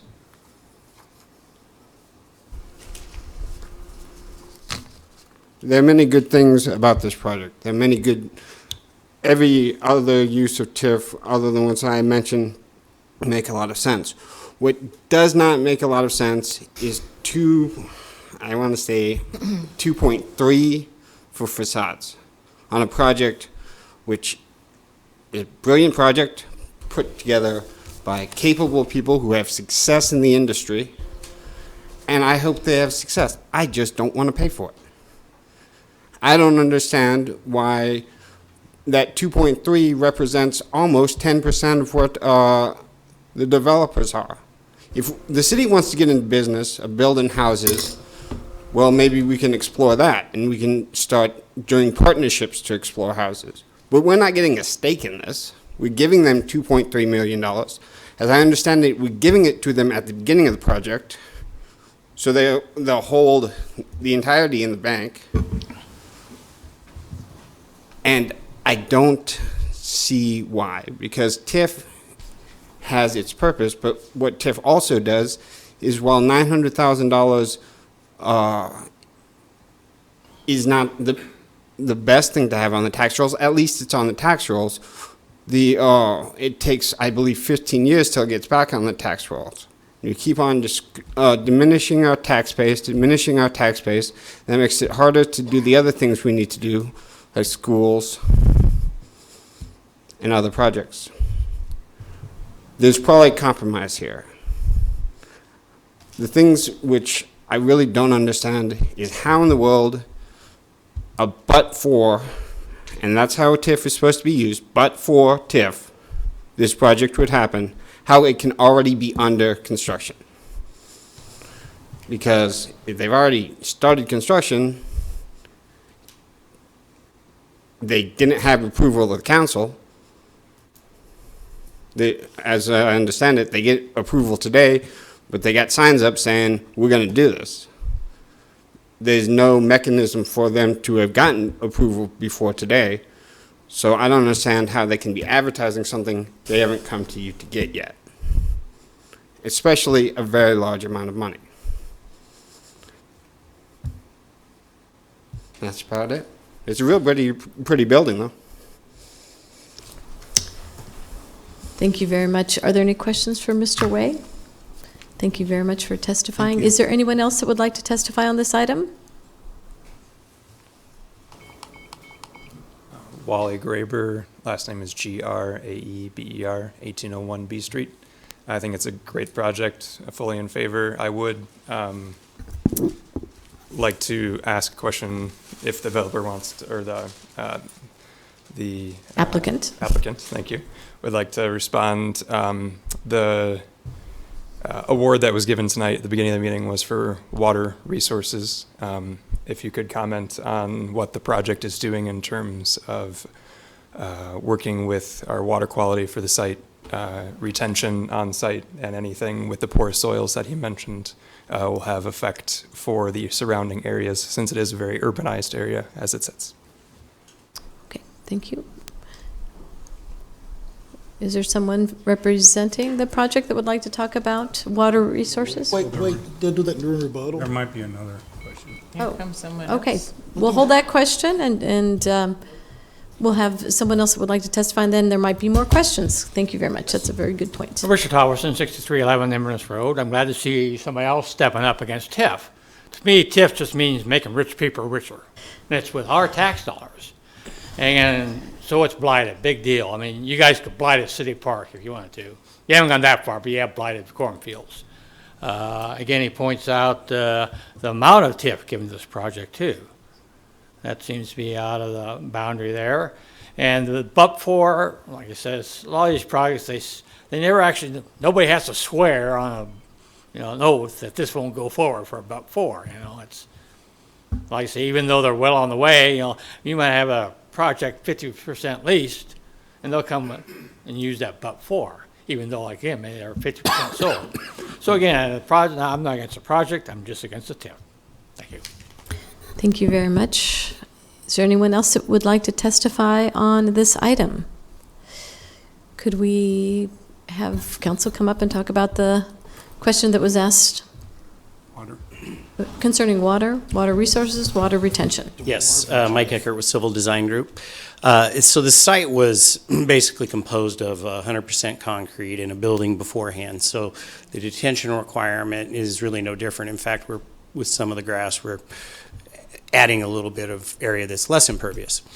So stormwater quality is the new standard that began in 2016. And so for large urban developments like this, we'll be doing something similar to what the city did on P Street when that project was redone and subject to water quality is that all of the internal drains, all the roof drains, everything is tying into an underground reservoir, and there's what's called an interceptor there that will treat the water before it's dispersed into the stormwater quality. And so that has to be approved by the watershed planning department during the building permit review. But that is the plan on how to handle it. So. Now, did that answer everyone's concern and question about water? Okay. I'm okay. Any? All right. Dan, Marvin, would you have any comments? I just wanted to make a few clarifications, if that's Thank okay. you. That'd be great.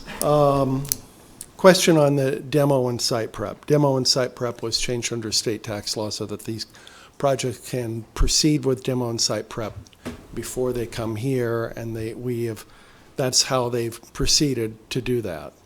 On the facade or the TIF for facade will not be paid out beforehand. What they have to do is they have to prove out that the materials that they've done go above and beyond the design standards for a building built in this area. And once we've identified delta, then we would release the funds to reimburse them for that. That's the process by which we go about doing that.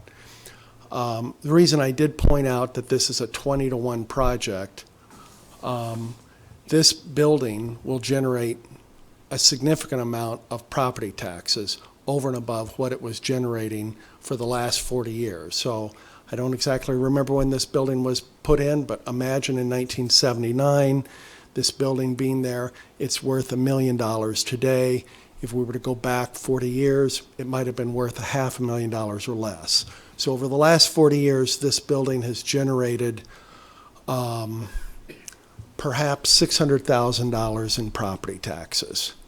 What this building over the next 40 years, starting at a base of $20 million now, over the next 40 years, at a 2% growth rate, it will more than double, using the rule of 72, it will more than double in value over the next 40 years. For the first 15 years, yes, they can bring back and present value that, but the taxpayers get the value of that for the next conceivably longer than 40 years, but if the life of the building is 40 years, we would get another 25 years worth of tax revenue that is 20 times higher currently over the balance. So we can do the math on that, but I can tell you that that's a significant benefit for taxpayers. Not to mention the fact that if we were to do this out in a cornfield, we would be building driving lanes, sewer, all the related infrastructure that you have to do out on the edge of the community. So we are saving the community that expense. We might be building fire stations. There's a fire station just north on Cotner, and a fire station costs $5 million. There are enormous savings for doing projects within the community and equalizing and going into blighted areas and using TIF in that way to help equalize those costs over a cornfield is precisely the reason this tool was invented in the first place. So we support this. We think it's a great project. It's got a great payback as well. Any other questions? Yes, Benny. Yes, thank you, Madam Chair. Mr. Marvin, I'd like you to talk just a little bit more. You did go into TIF. I have this question come to me often. The public perceives TIF as the city has a pot of gold in the basement, and we go in and reach in and grab a handful of that and give it to the developer. You mentioned earlier that we reimburse after this facade. We check and make sure that everything was done, and then could you go elaborate? Yeah, a little bit more on that? let's go through that because so the first 15 years they take a present value calculation based on a $20 million and an increment of about $19 million. That money comes in through the increment, the increased amount of property tax that this building is going to pay, and they borrow at a local bank, and if it does not come in at that increment, who pays that cost? I'm going to stop you for just a second. So they're paying property taxes on the lot now. Right. They'll build on the lot. They'll pay a higher price property tax, and part of that will pay off the loan. So let's just, the math would be the building at $20 million at a 2% tax rate is going to pay $400,000. It's currently worth $900,000. So there's $18,000 being paid in property taxes right now, which means there is an increment, an increase of $382,000, more or less. That $382,000 will come in over 15 years, so they can get a present value loan from a bank on that increment. And they go to the bank and they borrow on that. If that does not pan out, assessor doesn't do this, blights, locust attack Lincoln, and all of a sudden valuations don't come in at that, who's on the hook for that? And the answer is the developer's on the hook for that. They have taken out a loan at a developer-purchased TIF note, and if there's a shortfall, that's between them and their bank, okay? But what I think is important to understand on a lot of these projects is this is a building that was here back in the 1970s, paying right now $18,000 a year. This is going to be a building that in the future is going to be paying $400,000 a year, and it will be paying $400,000 plus at a 2% increase. That amount over 40 years will double to $800,000, all right? Everything past year 15, or when the notes are paid off, which could be sooner, everything after that comes back into the city, the county, the school district. And it makes better use of the infrastructure that we have than what we otherwise are using right here on this lot. A $900,000 building growing to $20 million is a huge benefit for us. Is there a way to incentivize that kind of infill development? Yes, there is, and it's called tax increment financing. But in that exchange between the developer and the city, I think we come out far ahead than building out on the edge with fire stations, police stations. You know, back in the day when we used to do road infrastructure, it was $1 million a lane mile. I don't know what it is now, but I'm sure that number is higher. How much? $3 to $5 million a lane mile. So you wrap a section, 640 acres, with a 4-lane road, and 2 of those lanes are allocated to one side of that section. I mean, it's a huge amount is what infrastructure costs, and we're finding 153 infilled residents. I sat through a number of presentations by the planning department, and they're going to come back with a 2050 comp plan. That comp plan is going to tell us we're going to grow our city, spoiler alert, by 100,000 people. We need to find places for 100,000 new residents over the next 30 to 40 years. This is a great place that uses a lot of that infrastructure and gives people a different type of living than what other places they might be able to have. And choice is an important factor as well. Thank you. I have one last question.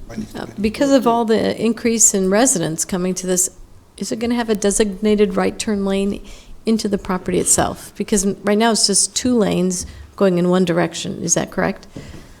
Right. Well, what it does is it does, as Mr. West pointed out, it does take away one of the access points, which is at the corner, and those are the more difficult places, but there would not be a deceleration lane turn. But the point from our street up to P is just a 1 lane, and I think it's it's 1 lane going for southbound through there. Mm-hmm.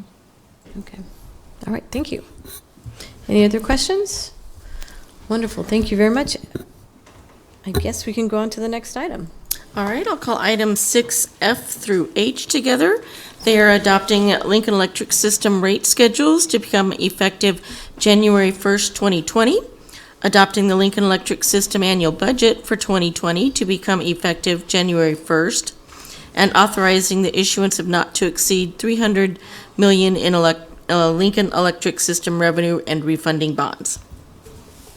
Good afternoon, Laura Kapuska, Vice President and Chief Financial Officer of Lincoln Electric System.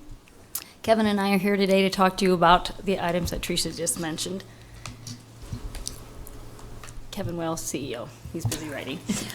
So we've had a chance to speak with a number of you about our 2020 budget and rates. So would like to share with you that information now. And our first here. There you go. Okay, so that might need to be adjusted just a little bit. I always like to start by telling the end of the story so you're not left hanging. We are not proposing a rate increase for 2020. The budget does meet our financial metrics or makes progress towards them. A big reason why there is no rate increase proposed is that our net power costs, as we're going to look at a little bit later, are unchanged from 2019 to 2020. So that's a big reason in not needing a rate increase. And then the other thing I like to point out right at the beginning is that our Sustainable Energy Program, our SEP program, is up slightly in the 2020 budget to $1.75 million, and we'll talk about that a little bit more. But that item does get a little bit of discussion. Also, stop me at any time. I've done this presentation about 50 times by now, so I can get talking pretty fast, but ask me questions at any time. Okay, so to look at the 2020 budget in total, it's about $500,000 less than what we had in the 2019 budget. If you peel the layers back a little bit, you would see that our operating budget is up by about $2 million, and our capital budget is, I'm sorry, I had that backwards. The operating is down by about $2 million, and the capital is up by about $2 million, but in total, we're pretty much right in line with where we were in 2019. If we look at the capital budget, the 78.1 million, you can see how it's spread across the different categories here. Our biggest category is our underground distribution. That's some of the key projects in there are relocations and rebuilds of lines. And then our facilities category is second. The majority of that is spending on our new operations center, which will be completed, and phase 2 will be completed, and we will be moving in early 2021. So that's the last year we really have heavy spending on that project.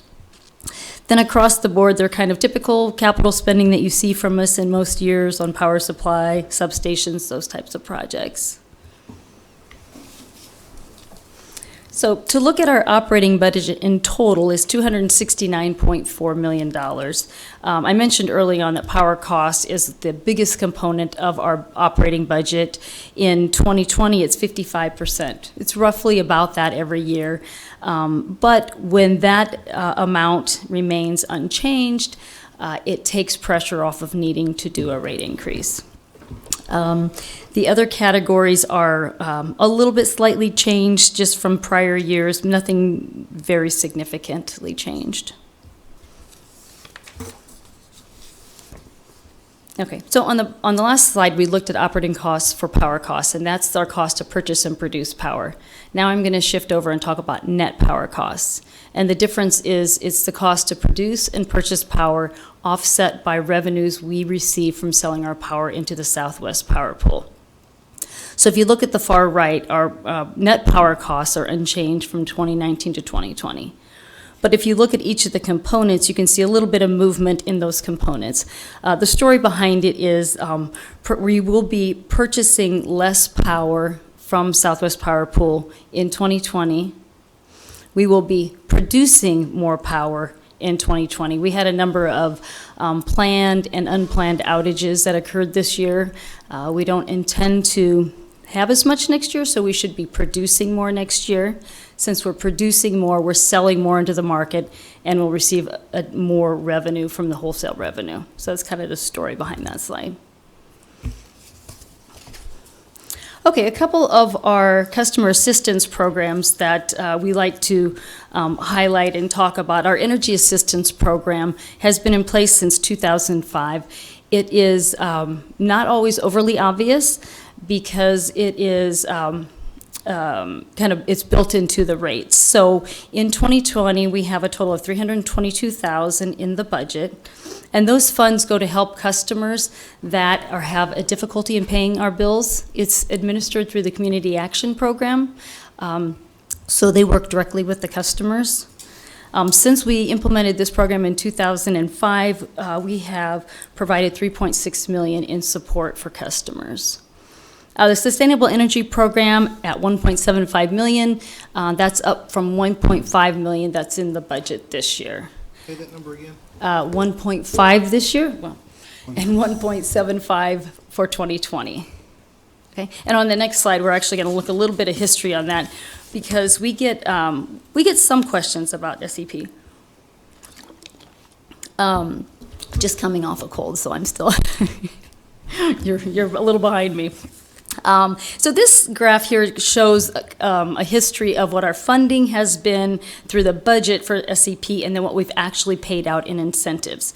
So you can see every year we never hit it exactly right. When that budget is developed, it's based on anticipated demands for the underlying programs. A couple items that I like to point out on here is that in 2017, we were scheduled to run, well, we weren't scheduled, we were finding ourselves in a position of running out of funds by mid-year, early fall. So in response to that, our board approved an additional $500,000 to be included to the SEP program to help supplement the underlying budget and meet those customer demands. Now, on the flip side, in 2018, you can see that the actual incentive payout was much less than what was in the budget. And so in that year, what we did at the end, because there was such a big discrepancy, we took the difference between budget and actual, which is about $1.3 million, and we set it aside in our rate stabilization fund. We felt that since we had made the commitment to our customers when we put that money in our rates to go towards sustainability projects, that by moving it aside to the rate stabilization fund where it would be available at a later point to be used for efficiency programs, it allowed us to continue on with that commitment. So when we moved the money into the SEP program, we earmarked it for a couple things. So to the extent that a future year's SEP demand would be in excess of the budget, we could pull the money out of there, which looks like what's going to happen this year because we're nearly running out. But also another target of those funds was to identify energy efficiency programs for some of our low-income customers. So we have some different pilot projects that are underway and being developed to try to target that part of our customers. And you should have received an email, I think, on Friday that gives you an update on one of those pilot programs. Okay. So while we are not proposing a rate increase, we are proposing some small adjustments to the rates for our demand customers. So it's revenue neutral to LES. We don't bring any additional revenue into it, but for some of our customers, they could experience a small increase or a small decrease. So the reasoning behind this is that if you look at the way that we incur our costs for our demand customers, you can see a certain percent of our costs are fixed, a certain percent of our costs are variable. But that when you look at the way that we collect the revenue from those customers, you can see that it's gotten out of alignment. So we're not collecting enough fixed revenue to match the fixed costs that we incur. And on the flip side, we're collecting more in the variable energy rate than our variable cost to serve those customers. So we have set upon a process to address that, to adjust that. We are making very small movements in it. It will probably take us years to complete, but I also think it's the right path to go because if you think about it, underlying costs are always changing, so we need to kind of just be in the habit of always kind of tweaking or adjusting those those amounts to make sure we stay in alignment. When you look at this addresses about 0.8% of all customers. So it's a small percent of our customers, but it's our very big customers. And there's about 1,200 customers in total that are in this category. But the majority of them are going to experience an annual bill change between a 1% decrease and a 1% increase. So it's a very narrow band of impact to those customers. We have done a lot of communicating with our large customers, talking to them about this, and really have not gotten any negative feedback on it. So a couple other minor changes are being proposed through our rate schedules and our riders, and that was, if you remember in the packet, our rate schedules were in there, and so all of these changes that I'm about ready to talk about are in that packet. On our large light and power contract rate, that's our largest of customers. We've put an upper limit on it, so up until this point, any size customer could be on it. We are now limiting that to 20 megawatt. That's the largest size. Above that, you would go into our large power with market energy rate, which you can see is the next one on the list there. To that rate, we have added a 345 connection, and we have identified the payment in lieu of tax as a separate line item there. We are adding 2 new service fees. So every year when we do rates and our budget, we look at our service fees. So along our rates, we go on a cost of service basis. So all of our fees, we also have on a cost of service basis. So we want to make sure that the customers that are causing us to incur the costs are also paying for the costs. So the first one that we're adding is a disconnect reminder fee. It's $10, and that's if we have to send a credit rep out to a premise. They go out there with the intention of being able to disconnect service for non-payment, but they're unable to do it for one reason or another, think maybe weather. So instead they will leave a notice to that customer, and there's a $10 fee for having someone go out there. We are encouraging those customers to sign up for email notification. And if they do sign up for that program, that $10 fee is waived one time. Texting and email. And texting, email and texting. The other fee that we are adding is an after-hours reconnect. So that is when we have to send a 2-person crew out to reconnect a customer that's been cut for non-pay. It's after hours, so after 5 o'clock. We don't anticipate very many times this occurring, but maybe once a month we might have to do this. And again, those costs should be borne by the person, the customer is causing us to incur them. The right-hand side, economic development rider, that's a rider we put in place last year to encourage new customers to come, as well as expansion of existing customers. We've added another connection options, and we've also added that if this customer leaves within the first 5-year period or whatever period of time they have indicated for receiving the discount, if they leave within that next 5-year period, they've got to pay back that.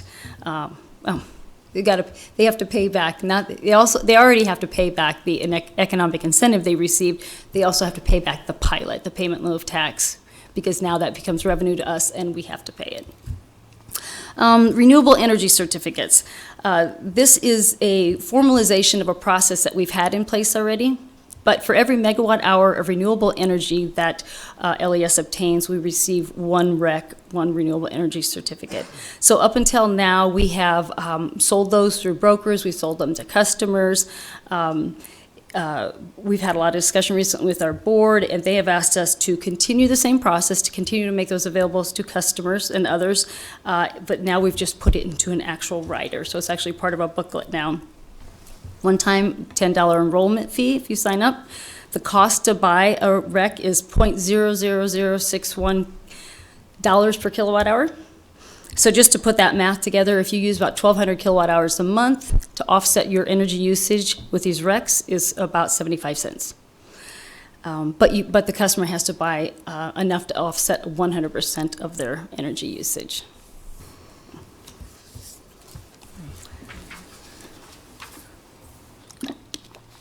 Okay, I mentioned early on that this budget does allow us to meet or make progress towards our financial metrics. The debt service coverage in the 2020 budget is 2.04.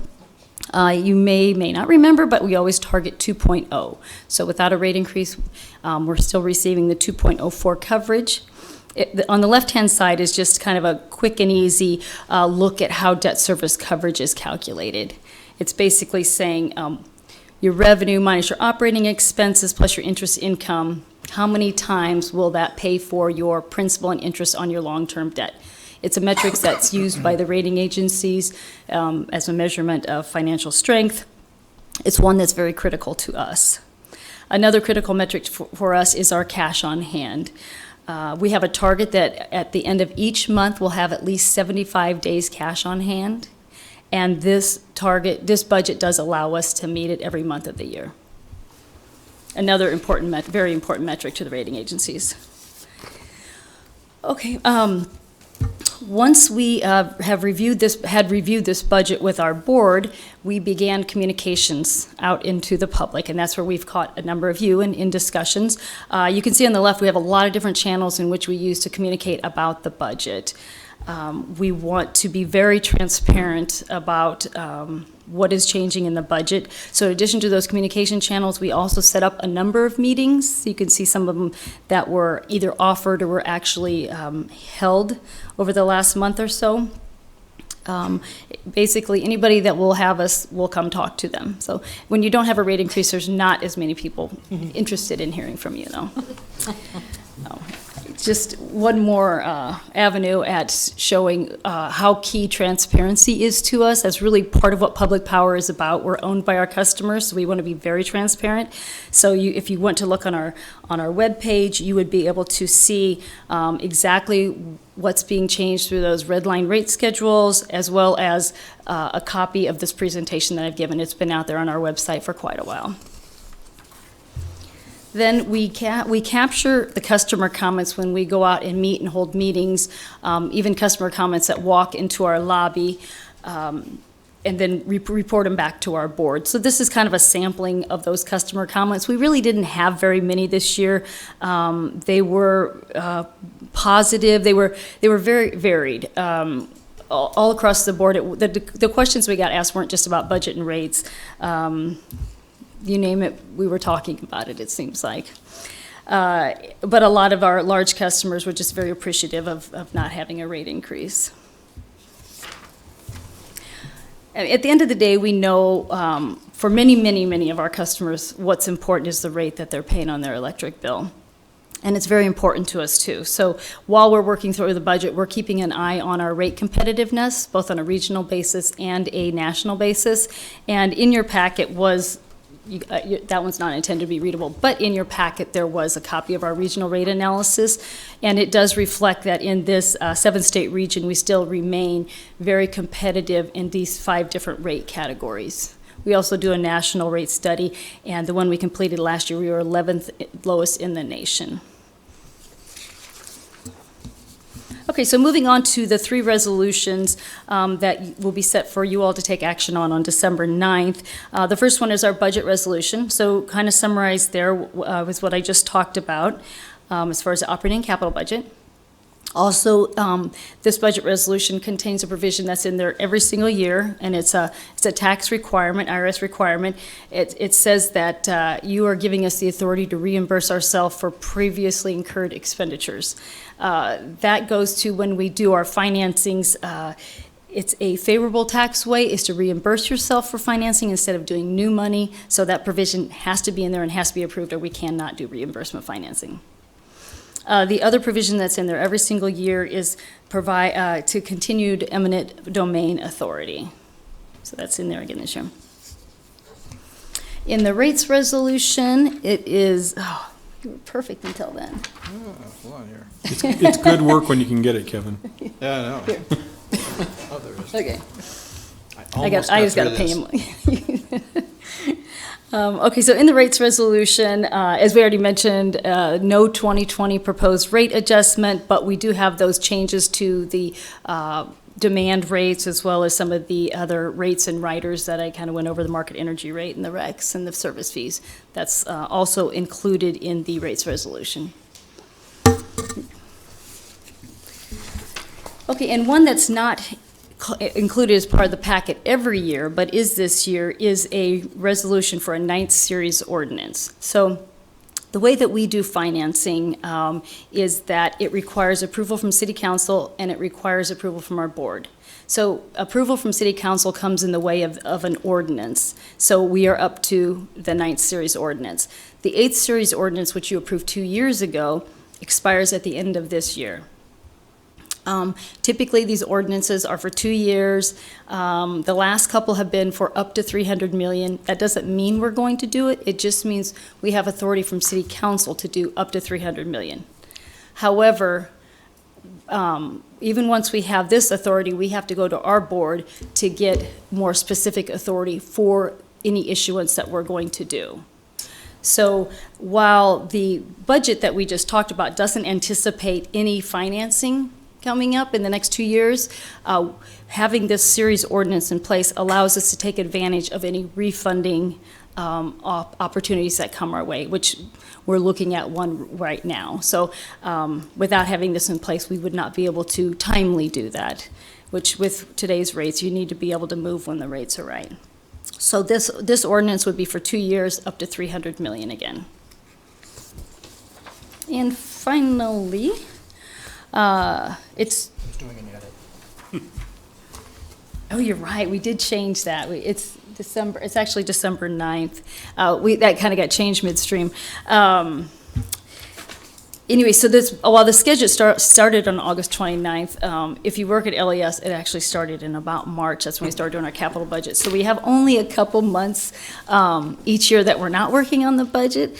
But anyway, you can see the last couple steps here for approval of this budget and rates resolution. So, questions?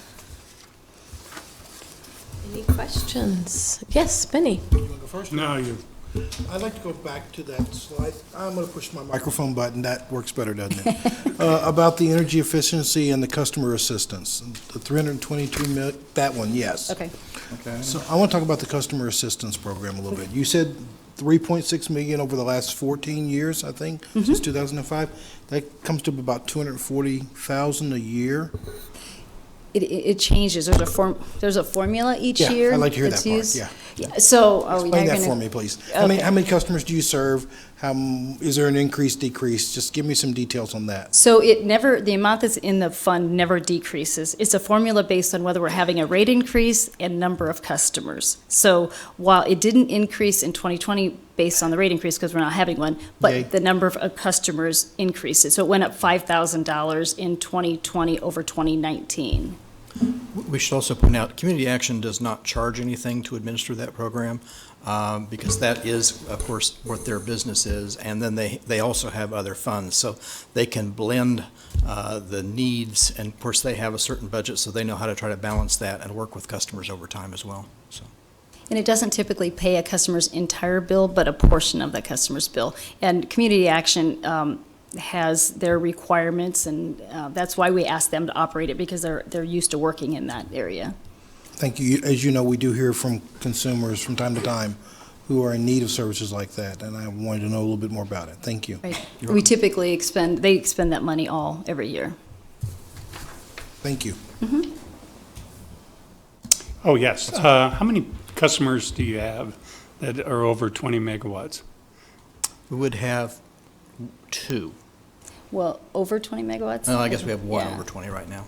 One, just one over? Yeah. And as you might guess, the reason this is something we recognized as we were looking at the potential with data centers, that we really wanted to be able to mitigate the LES's risk and our customers' risk by capping that and then using market rates so that market risk is taken by those large customers then. Okay. I also love that your business model is that you give money out to people to quit using or buying your product. Well, we do work on that, yes. Yeah. So it's kind of a unique business model. It's in the interest of our best interest of our customers. We've got a lot of examples of the things that we do working with large customers, like our largest one, which is the university, and trying to provide them ideas and things that may help them save money, and then, of course, ultimately flows back into more education dollars and less tax money. So. Madam Chair? Yes. So just a couple of comments and then one question. So I think, is this the second year in a row you have not had an increase? Right. We had a 3% one in 2017. So it'll actually be our third year. Third year in a row, which I think kudos to you. So congratulations on that as a ratepayer. So I wanted to just verify that. Mm-hmm. I happened to be serving on your board in 2017 when there was helped to approve the $500,000 extra dollars for the SCP, and I'm still here from time to time how people misunderstood that didn't go away when it went up to 1.3, that it was actually put in another fund. So there's still, once in a while that misunderstanding out there, but it is really one of my favorite funds that we hear it's burped up in city departments from time to time because everybody wants a piece of that action, right? So there's that. But my other question really was, just out of curiosity, in terms of public power, Do you know if OPPD or MPPD have had recent rate increases? Are they also able to do what LES has done in terms of not increasing rates? I'm just curious more than anything. So OPPD it has not increased rates for a couple of years, and they have put a statement out that they're not increasing for it's a number of years. After they closed down their Fort Calhoun nuclear station, they made a commitment to no rate increase for, I don't know, X amount. 5-7 years. Oh, I remember that. And MPPD is Yeah. also held. They may have had a slight wholesale rate increase a few years ago. We've had, ours is basically, we've had the one increase in 2017, is the one since 2000, that's the only one since 2014, so. That's amazing. Okay. Well, thank you One very much. One Yes. clarification might help on the Sustainable Yes. Energy Program is, we evaluate that program continually, try to find programs that we can encourage customers to, in effect, take measures they might not normally do in order to save energy. And so as basically as technology changes, we end up changing that program and adapting it overall. The classic example is how lighting has changed over time. And so we don't want to pay some people for something they were going to do anyway. We want them to take that extra step. So overall, all the programs that are in the Sustainable Energy Program, we look at a cost-benefit analysis with respect to those, so that in fact it's beneficial to all of our customers that we be providing that service. So. Thank you for that reminder. Yeah, very good. That's all I had. Any other questions? Thank No. you. Well, thank you very much. Is there anyone else in the room that would like to testify on this item? Okay. And thank you all for engaging. I know some of you engaged in different ways in this process, so thank you. Thank you very much. Thank you for the opportunity to come and make a public comment. Wally Graber, 1801 B Street, Apartment 2, Lincoln, Nebraska.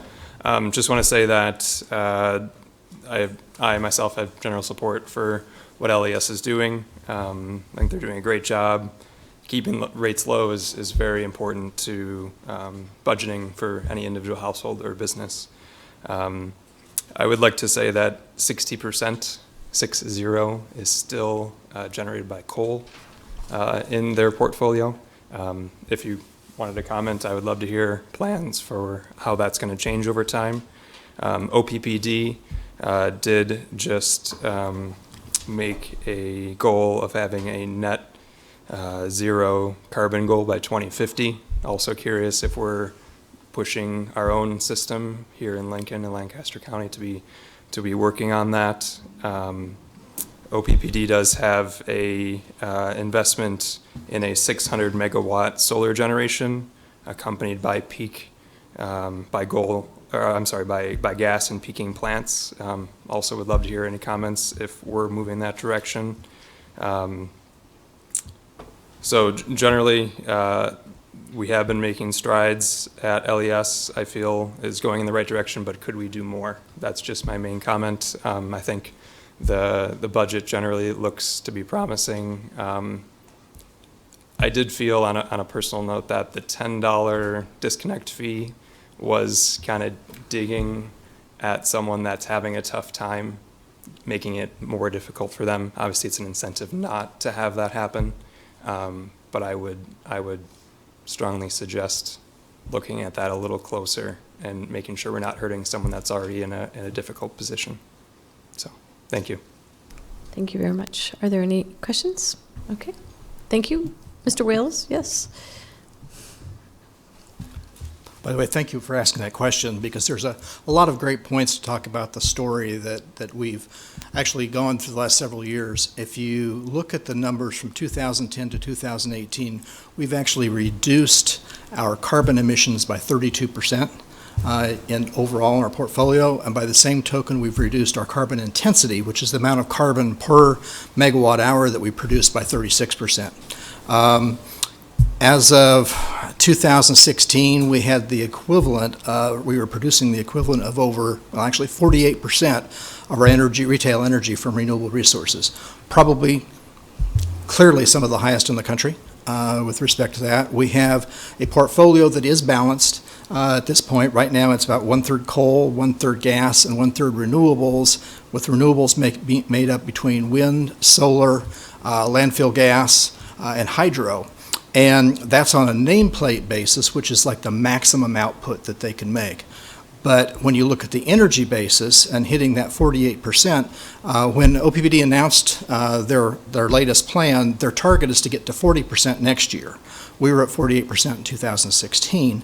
So we haven't stopped. In fact, we're very committed to finding the best ways to do it and to maintain both the low rates and looking at the environmental opportunities that we have for reducing carbon. And as a part of that process, it's interesting because the reference to OPPD in that is they have a unique opportunity. As you know, they've had a whole bunch of data centers announced, and those data centers actually require renewable energy. And so it gives them the opportunity to add a large amount because they have this increased demand to do that. So as we look at opportunities, both with respect to load growth, technology, and what our resources are, we're going to continue to pursue that. As you all well know, we have a bunch of new board members on the LAS board, are relatively new, as 6 of the 9 have less than 2 years worth of experience.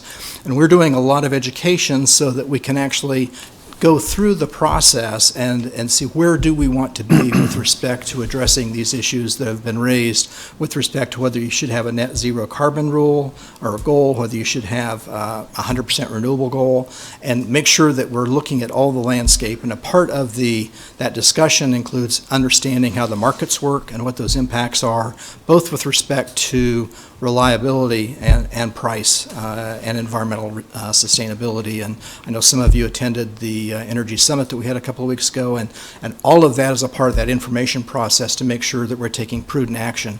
Because remember, when we make a decision, whether it's adding resources like that, whether we're purchasing, whether building something, those are 25 and 30-year decisions or longer.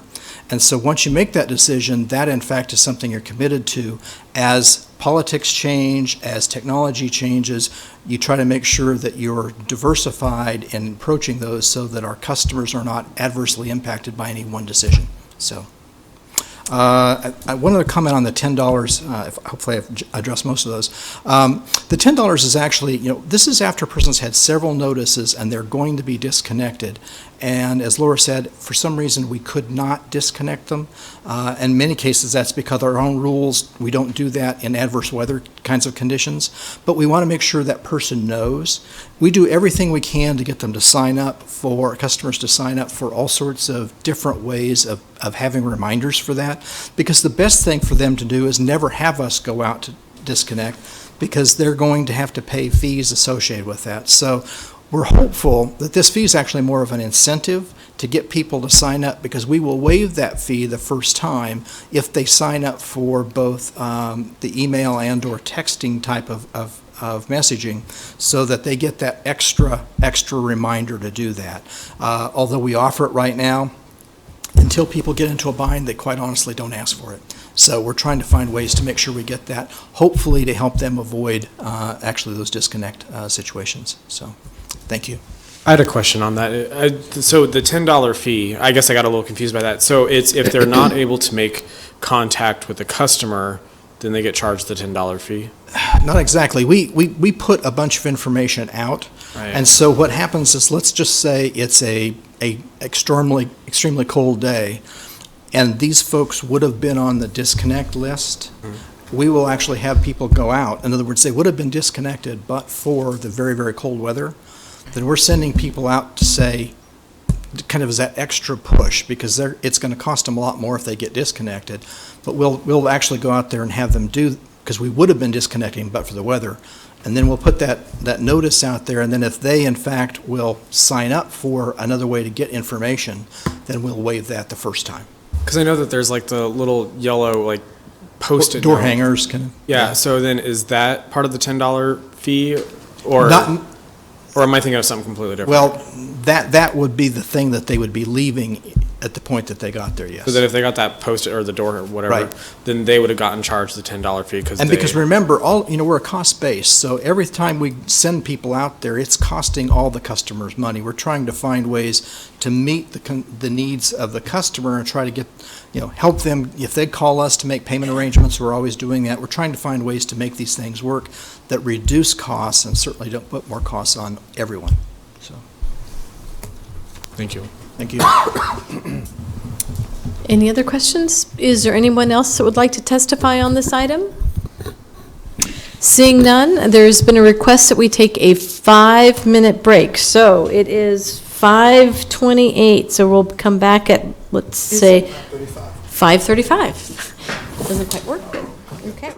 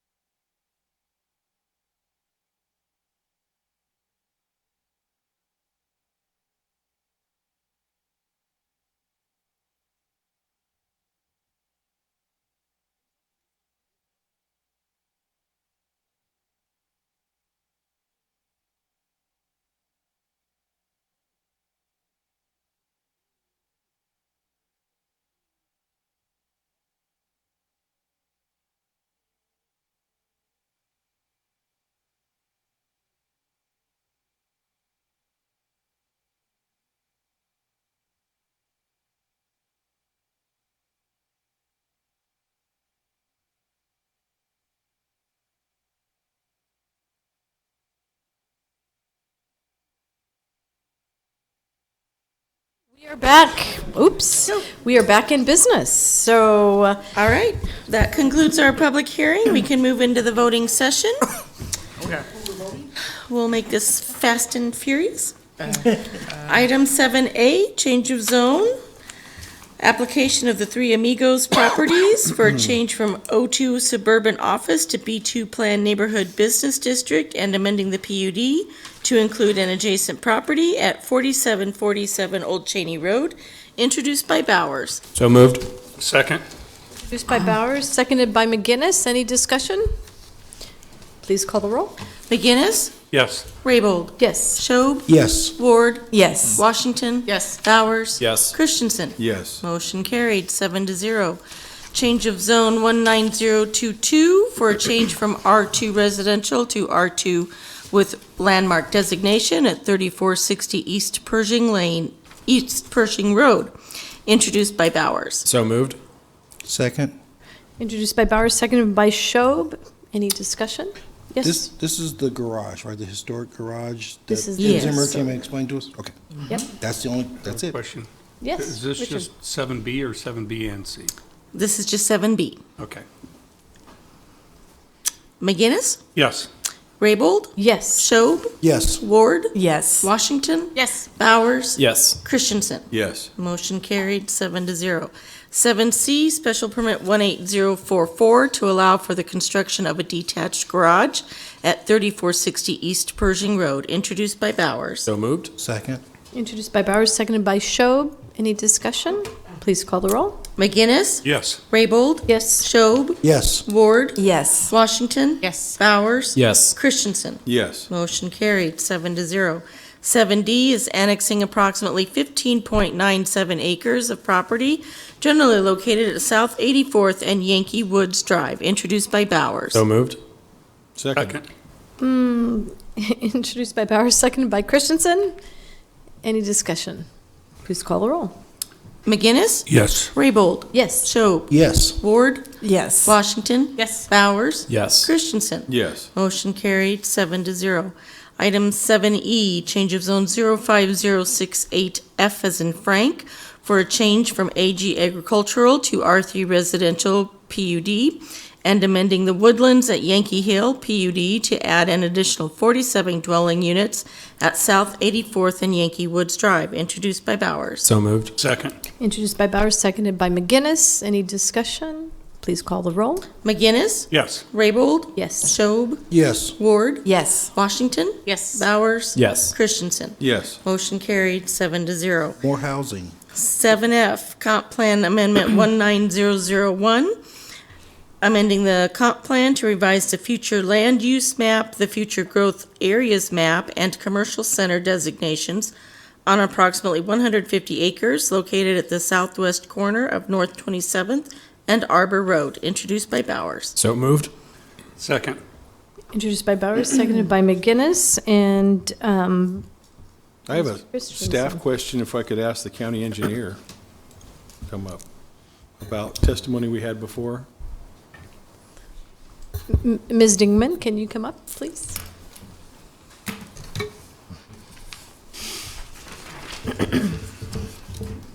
So, Ms. Dingman. First, Councilman Christensen, I would just like to state that I'm an elected official. But, you know, someday, I don't know, maybe you could be lucky enough to call me staff. I don't know. Never say never. Okay. So, I don't know what else to call you in this context. So, It's good, it's all good. Ms. Dingman. Ma'am. Okay, ma'am. Yes, ma'am. All right. So, we heard some testimony last week, and I was wondering, there was a question about where you received information from on this Stonebridge Creek LLC development. Could you clarify that for me? All the information my office gets to review on development comes from Project Docs, from And the is- planning is- department. Project Docs, and is that accessible by who? It is a software that is used to disseminate information on submitted projects. And so in my consulting days, I used to submit projects to the planning department. They would put it up on Project Docs, and that's how we comment back and forth to each other. In my county engineer days, that's how we access the submittal information. Okay. That's all I had. Yes, Richard. I got a quick question for David, if he can answer this. The amount of commercial on here, is it set up for a certain number of square feet, or is it more just the use, or how much commercial are we planning on? Are they okay to have on here? If you're looking for an exact number, I'm going to ask Steve to come up and help me on that one. Yay, Steve. Maybe not exact, but close to. Steve Hendrickson with the Planning Department. So the PUD is actually the item that includes ultimately the details on the application. The first item that is before you is on the comp plan amendment. So the PUD lists that it has 1,102 multifamily units, 50 single-family, and 850,000 square feet of commercial space. That is the maximum amount of commercial space. It's quite possible they'll do less than that and more multifamily. It just kind of depends on how the market goes over the next number of years, because this is a long-term project. Did we do, I'm sure you did, some traffic studies on how much traffic this will generate? Yes, this did have a traffic study that came along from Olson. I don't recall the exact numbers on that. It was reviewed by Lincoln Transportation Utilities, and that's how we worked out the improvements to both parties' satisfaction. 850,000 square feet of retail. Of commercial space, yes. Is that a major shopping center, neighborhood shopping center size? Well, it ends up being, yes, over the community size of shopping center. And part of it was based on, they had shown kind of a town center location. They had shown apartments, a mix of residential uses, through which the comprehensive plan says with those kind of attributes with it, you get a bonus on a community size center to be able to have a larger center. If they end up deciding, nope, there's just not the market for this type of a style of commercial center, or we're going to do less residential, then they might end up doing less commercial space. But it gives them the flexibility then over time in terms of how it works out. But this gives us the big picture to start with and the specific improvements to go along with it. Okay, I just have a little concern that we're going to be building this amount of square footage off of a 2-lane road.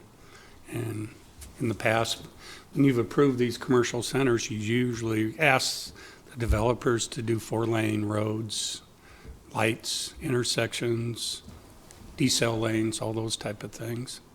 And it seems like everybody will feed off onto, is it Arbor Road? And Yes, it's Arbor and Alvo onto / coming 27th? into Arbor at 27th, yes. Yeah. Okay, at some point, I have a feeling we're going to be doing some work on the roads in that area.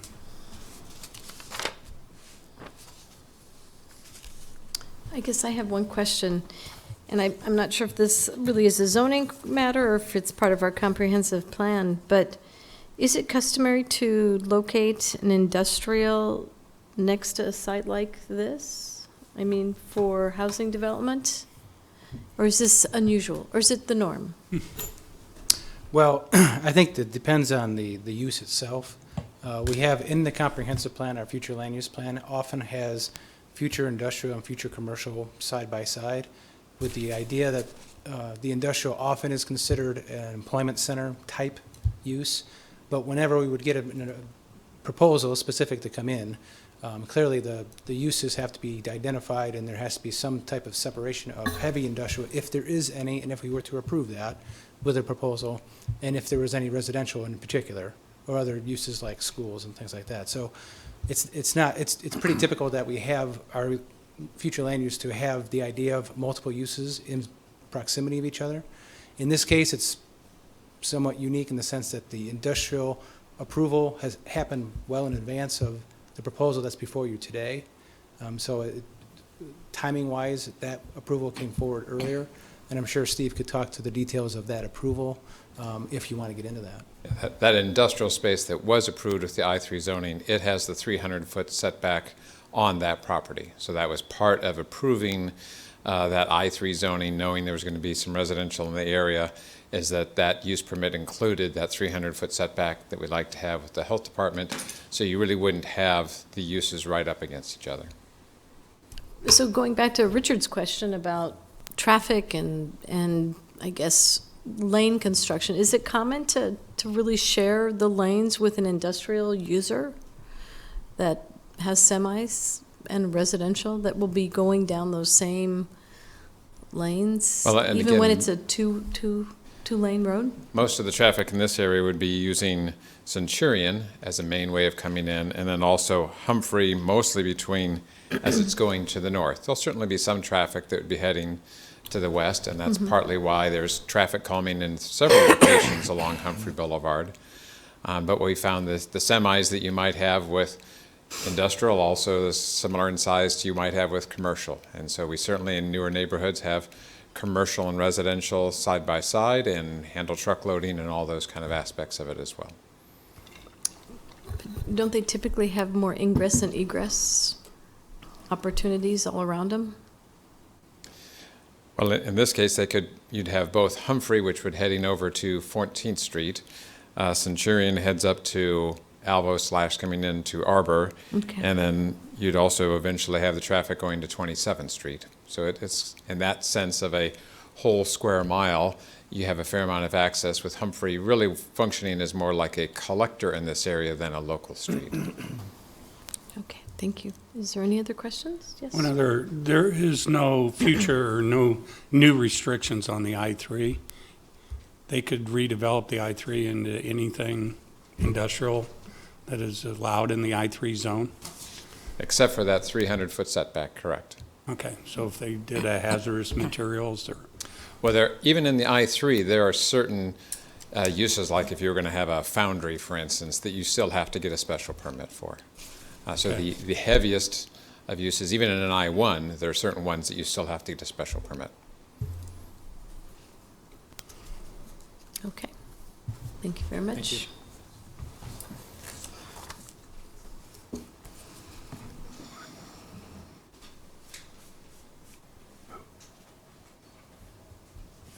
Is there anyone else that would like to? No, no, Oh, no, that's right, we're done with testimony. We're just voting.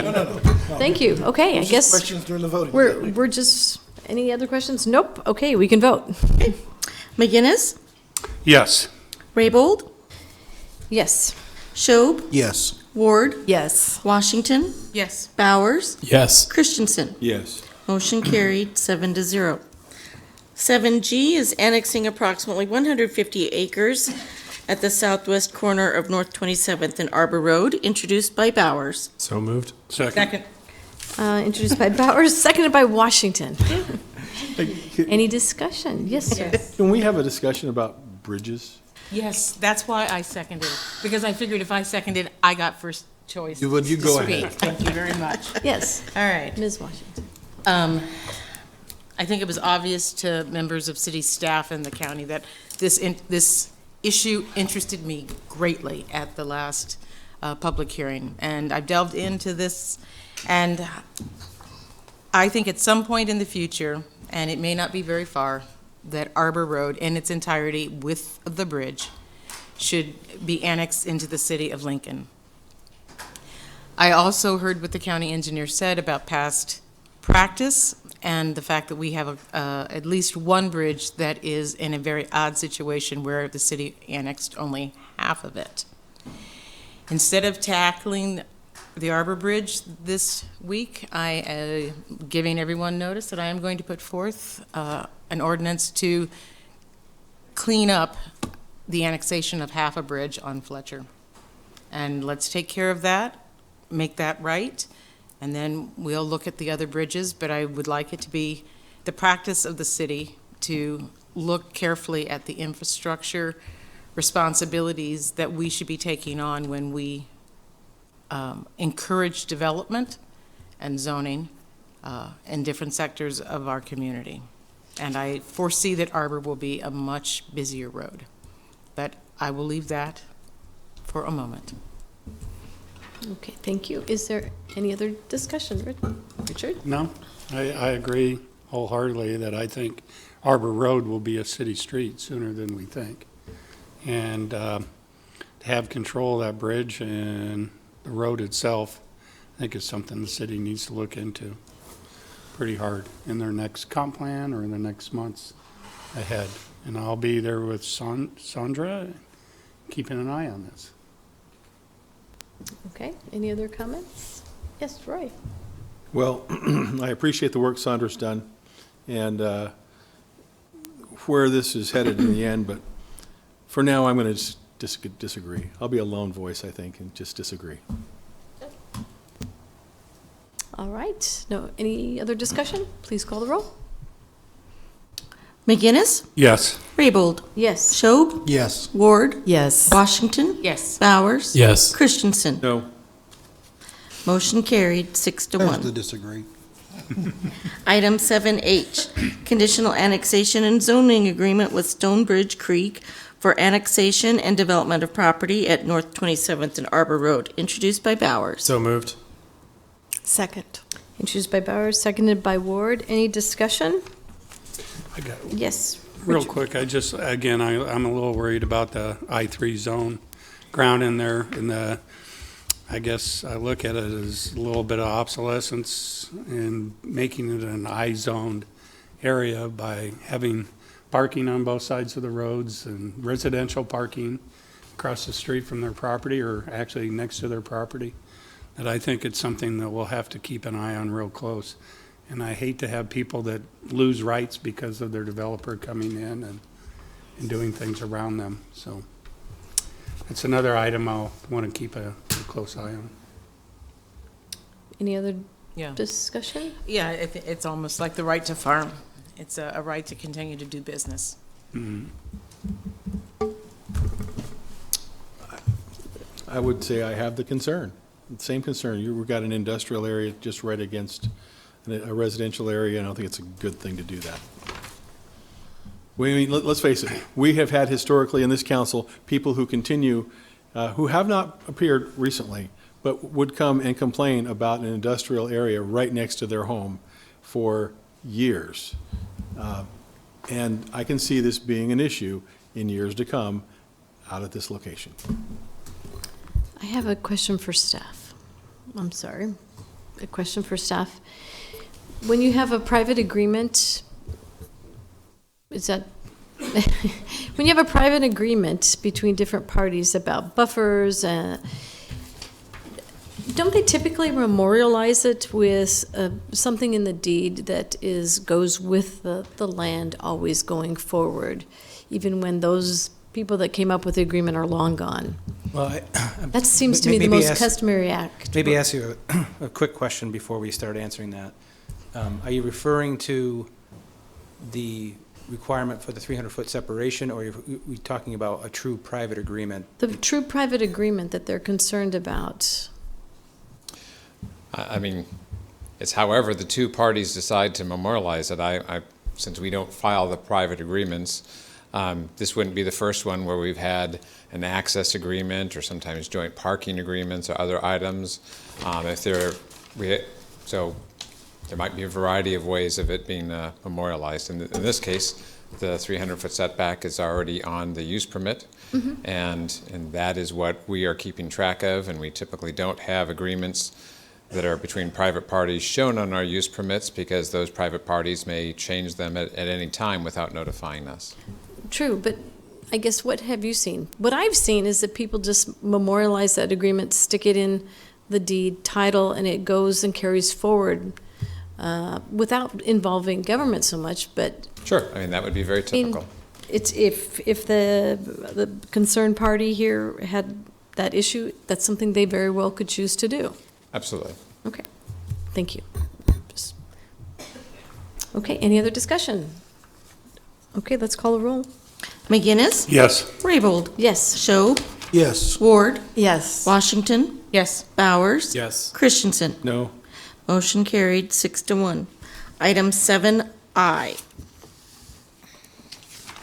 is change of zone 19002 for a change from AG Agricultural, B2 Planned Neighborhood Business, R3 Residential, and I3 Employment Center to R3 Planned Unit Development on property located southwest of North 27th and Arbor Road, introduced by Bowers. So moved.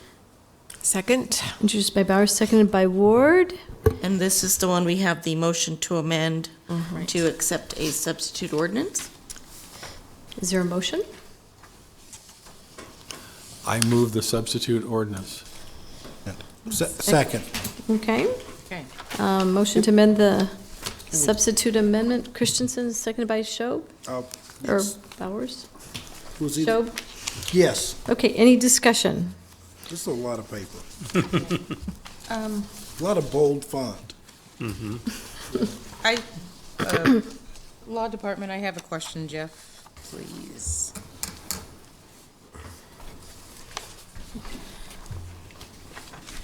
Jeff Kirkpatrick, Law Department. Jeff, would you please give us your solicitor's opinion? As to this? Yeah. I might actually have Steve come up and help me out Yeah, with I this. think- We talked about this beforehand. Solicitors opinion, that's the button. That's okay, I'm so sorry, Mr. Kirkpatrick. I should No. have given you a little heads up, but. Steve Hendricks from the Planning Department. So, yes, the amendment is basically, it adds the section F, and section F can be found on page 15. And this is specifically last time you had the property owner outside of the PUD say they had some concerns about specifically traffic calming. They wish to have a more specific plan in place, because at the time it just said to the satisfaction of LTU. This is the text that we got from Lincoln Transportation and Utilities, and Lonnie is here if you would like to get into the details of it.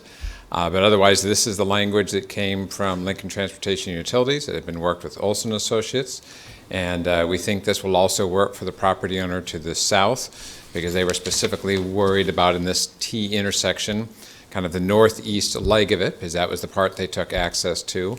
And in this way of trying to handle the traffic calming, that will be shown with paint. So that would allow that if they have a commercial truck coming out onto the road, which I believe is 38 feet wide, it'll be able to make all of its maneuvers, perhaps slightly go over the paint, but it still helps serve the purpose in terms of traffic calming. Most of the rest of the measures then are on the southwest leg, closer to the neighborhood. But in this case, really the person who is outside of the PUD, Cook Properties, their main concern was about coming out on Humphrey and then going up Centurion, not the southwest leg of it. So we think that this is something that will satisfy all the parties concerned. So if you're doing a side-by-side comparison, the original draft just said traffic calming measures. Right. So the amendment is more specific about what those are. Correct. So, oh, go ahead. Go ahead, no. So Steve, do we know then that the business person that was here that day, you're saying that they're satisfied as well? Because I distinctly remember them being Yeah. very concerned. Yes, we are pretty certain that that is the case. I can't say I have an email directly from them. I understand. But we think that, and LTU does as well, that this gives them the kind of flexibility they wanted, because it's really only paint markings at this point, and that is something that their commercial trucks, if they had to, could slightly drive over. Okay, very good, thank you. And just for clarification, as far as them being satisfied, they're satisfied as to traffic calming. Correct. Not necessarily any other concerns. Yes, they had 3 items. This satisfies one of those 3. One of the 3. So maybe they may not be satisfied with being able to get out their vehicles to do business. We don't know that answer necessarily, is what you're saying. That would Again, be one of fair their to other say. items was they wished to ban parking on Humphrey Avenue. Yeah, I remember. And we discussed that with LTU, and we did not agree to ban parking at this point. LTU will continue to monitor parking on Humphrey, but they felt it was really quite premature to ban it at this point. Okay, okay. Thank you. I have a question. What is a splitter island? Is that a pork chop? I will have Lonnie come up and address that particular item. Is that something, I'm not familiar with that one. It makes your car split in 2. Oh. It's not a pork chop. It's not a pork chop, okay. Good evening, Lonnie Berkman, Assistant Director of Transportation, LTU. Your question about a Splitter island. Splitter island. So we use a lot of different means and methods for traffic calming. We've got a lot of those in our traffic calming policy. Chicanes, diverters, traffic circles, splitter islands being one of them. So this is basically simply a widening at the center of the lane. So you basically get a little bit of a tighter look and feel from a driver perspective. There's a narrowing of the lane that you're in, and it tends to calm traffic and lower speeds. Okay. So Richard. you're saying this is the narrow, or is this with the island in the middle? Yeah, it's a center island, basically, that's got a taper right out as you approach it. Yep. Not a. Would you say that the splitter islands often look like fidget spinners? Not exactly. Or teardrops. Yes, that's a great, yeah, Councilman Christensen, probably a teardrop, head-to-head in each direction. That's So with a the great park on description. the park on A Street between 19th and 21st, would that be an elongated splitter island? Yeah, probably similar. Yep. There's one located by South Point, correct? Yes, Where the absolutely. That's trail probably crosses one that we've got behind this. Shields. Yes. Okay, It is Yep. to slow it down for the trail and. got it. Thank you. Thank you very much. Okay. Cause the Appreciate driver Hey, to don't pump go the away, brakes. don't go away. Flat out. Nathan. Oh, wait. One more question. Sure. So would it be your opinion, Lonnie, that the business at the corner is satisfied to the extent possible? I'm not going to hold you hostage to that with with what we've done as a compromise at that. with Yes, this? I believe so. And I was just talking with Mr. Marshall about that same Okay. thing, and I believe that's the case, that we have Everybody. lots of shapes and sizes and variations from paint to layback curbing to full-on curb, barrier curbs for these various things, and I think their concerns about over-tracking or dragging a trailer across these has been mitigated by Okay. what we're planning to do. Great. Thank you. Thank you. Okay, You thank bet. you very much. Okay. Okay, Thanks let's, for waiting around all night. yeah, thank you. Let's call the roll on the motion to amend. McGinnis, Yes. Raybold, Yes. Schob, Yes. Ward, Yes. Washington, Yes. Bowers, Yes. Christensen. Yes. Motion carried 7-0. Now on the main motion. McGinnis, Yes. Raybold, Yes. Schob, Yes. Ward, Yes. Washington, Yes. Bowers, Yes. Christensen. No, Motion carried 6-1. just being consistent. That's okay. Item 7J, approving the Huber Building redevelopment agreement introduced by Ward. So moved. Second. Introduced by Ward, seconded by McGinnis. Any discussion? Please call the roll. Oh, yes. Yep, yep. Roy. Go for it. This is a good thing. This is a good thing. All right. I was going to say. It's a good- McGinnis, Yes. Raybold, Yes. Schob, Yes. Ward, Yes. Washington, Yes. Bowers, Yes. Christensen. Yes. Motion carried 7-0. 7K is amending the fiscal year 1920 CIP to authorize and appropriate $550,000 in TIF funds for the Huber redevelopment project, introduced by Ward. So moved. Second. Introduced by Ward, seconded by Schob. Yeah, I did that. Please call the roll. McGinnis, Yes. Raybold, Yes. Schob, Yes. Ward, Yes. Washington, Yes. Bowers, Yes. Christensen. Yes. Motion carried 7-0. 7L is the tax allocation bonds for the Huber building, introduced by Ward. So moved. Second. Introduced by Ward, seconded by Christensen. Any discussion? More housing. More housing? Please call the roll. McGinnis, Yes. Raybold, Yes. Schob, Yes. Ward, Yes. Washington, Yes. Bowers, Yes. Christensen. Yes. Motion carried 7-0. Resolutions on first reading are items 8A through G. Our pending list are items 10A and B. Anyone wishing to address the council on a matter not on this agenda and not planned to appear on a future agenda may do so at this time, since it is an open microphone night, and I think. Roy. I will say, remember the golden rule, and I move for adjournment. Second. To adjourn by Christensen, seconded by McGinnis. Please call the roll. McGinnis, Yes. Raybold, Yes. Schob, Yes. Ward, Yes. Washington, Yes. Bowers, Yes. Christensen. Yes. Motion carried 7-0. We are adjourned. Thank you, everyone.